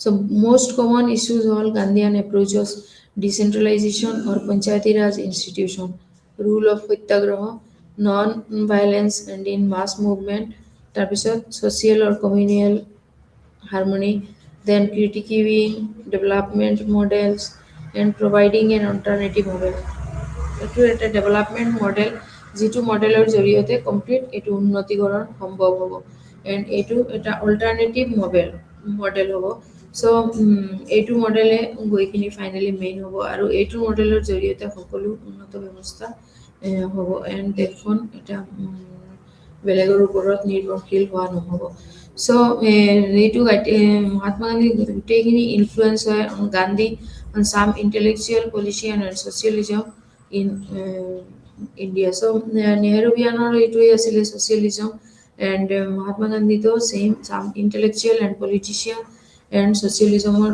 ভাৰতৰ যি socialism সামাজিকতাবাদ এইটোৰ ওপৰতে তেওঁ ইম্পৰ্টেঞ্চ দিছিলে চ' গান্ধীবাদী পদ্ধতি হৈছে কি সমাজৰ পৰিৱৰ্তনৰ প্ৰভাৱিত কৰিবলৈ ব্যাখ্যা আৰু দৃষ্টিভংগীৰ এক উপায় চ' ইয়াৰ পিছত তিনি ধৰণৰ ব্যক্তি যেনে পেছাদাৰী শিক্ষাবিদ তাৰপিছত কৰ্মী আৰু ৰাজনীতিবিদসকলে অনুপ্ৰাণিত হৈ হৈ আহিছে গান্ধীবাদী দৰ্শনত আৰু এই পন্থাৰ যি অনুগামীসকলে আছে এই অনুগামীসকলেও গান্ধীবাদীৰ যি মৌলিক নীতি বা যেনে সত্য অহিংসা আৰু সত্যগ্ৰহ স্বৰাজ ৰামৰাজ্য সৰ্বোদয় আদিৰ প্ৰয়োগ কৰিও ভাৰতীয় ৰাজনীতিৰ বিষয়বোৰ বুজাব পাৰে চ' ৰাজনীতিৰ যি বিষয় বিজ্ঞানীৰ সকলোৰ আটাইতকৈ বেছি মনোযোগ পোৱা মতানৈক্য হৈছে কি সামাজিক সম্প্ৰীতি আৰু গুৰুত্বপূৰ্ণ গ্ৰাম্যগধুৰ যিবিলাক গুৰুত্বপূৰ্ণ গ্ৰাম্যগধুৰ উদ্যোগ ভিত্তিক উন্নয়ন বিকল্প হিচাপে যিবিলাক গ্ৰাম্যগধুৰ উদ্যোগ ভিত্তিক যেনেকা যিবোৰ ভিলেজত পচিবল হয় because mainly India is a mainly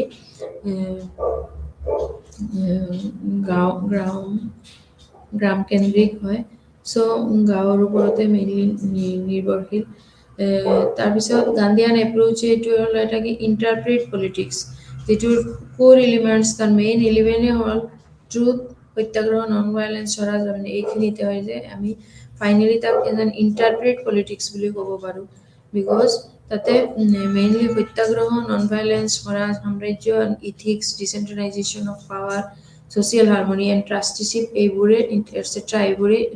related and Gandhian approach is a vision for social change etu eta ami social change or karone beshi important blio bahut important hoy and tate liberal approach mainly liberal approach especially its variant so because system approach focuses on resilience and consensus building of political system tate mainly system approach ki hoise liberal hoise but in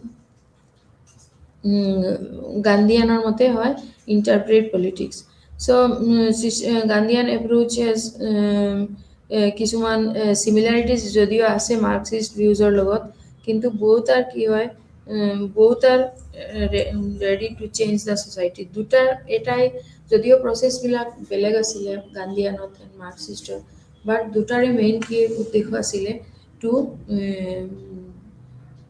change the system social changes change in the society etu asile they are different in sense that Marxist approach looks at Marxist mainly class struggle korisile but Gandhian approach mainly social harmony and morality etu asile but dutare main etai uddekho asile to change the society society change kora with modernization so eyateo same hoy and Marxist approach looks at the class struggle and the Gandhian approach looks at the social harmony and morality eta asile class struggle ar eta hol ki social harmony with morality and morality is related with what ethics that means what good and truth so Mahatma Gandhi philosophy mainly asile political science also in philosophy দাৰ্শনিক ভাবে তেও নীতি and নীতিগত and morality এইটোই আলোচনা কৰিছিল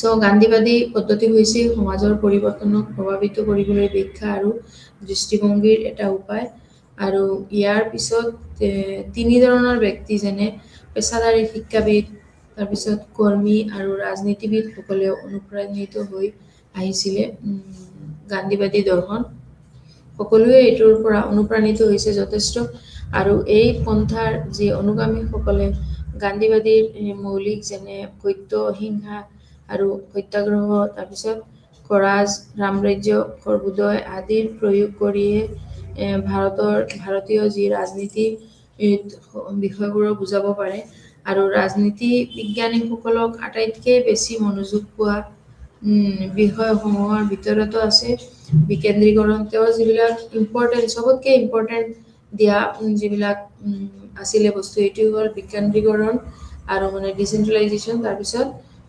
গণতন্ত্ৰৰ যি মতানৈক্য এইটো যিবিলাক বিভিন্ন ভিউজ বিভিন্ন ধৰণৰ বিভিন্ন মত এইটোৰ ওপৰত যাতে মতানৈক্য গণতন্ত্ৰৰ মতটো আহে ডাইৰেক্টলি চেন্ট্ৰেলৰ ওচৰলৈ আৰু সামাজিক যি সম্প্ৰীতি যিটো মানে সামাজিক সম্প্ৰীতি য'ত মানে নন ভাইলেন্স মানে এইটোখন নন ভাইলেন্স তাৰপিছত গুৰুত্বপূৰ্ণ গ্ৰাম্যগধুৰ যিবিলাক ইণ্ডাষ্ট্ৰিয়েলাইজড গাঁৱৰ যিবিলাক ইণ্ডাষ্ট্ৰিয়েলাইজেশ্যন টু কেঞ্চেল আঁতৰাই পেলাই যে গ্ৰাম্য গধুৰ যিবিলাক উদ্যোগ ভিত্তিক সেল্ফ হেল্প গ্ৰুপ যেনেকুৱা এইবোৰ তাৰপিছত উন্নয়নৰ বিকল্প হিচাপে যি সমাজ আৰু কৃষিৰ স্থান আৰু মেইনলি কৃষি উদ্যোগ হ'ব লাগে যিহেতু ইণ্ডিয়াখনে মেইনলি খেতিয়কে ইয়াতে বেছি এইটো কাৰণে সমাজখনত তেনেকুৱা কৃষিৰ স্থান আৰু ক্ষুদ্ৰ উদ্যোগবিলাক এইবিলাকতে ইম্পৰ্টেঞ্চ হ'ব লাগে চ' গান্ধীয়ান এপ্ৰ'চত এইখিনি আছিলে থেংক ইউ নমস্কাৰ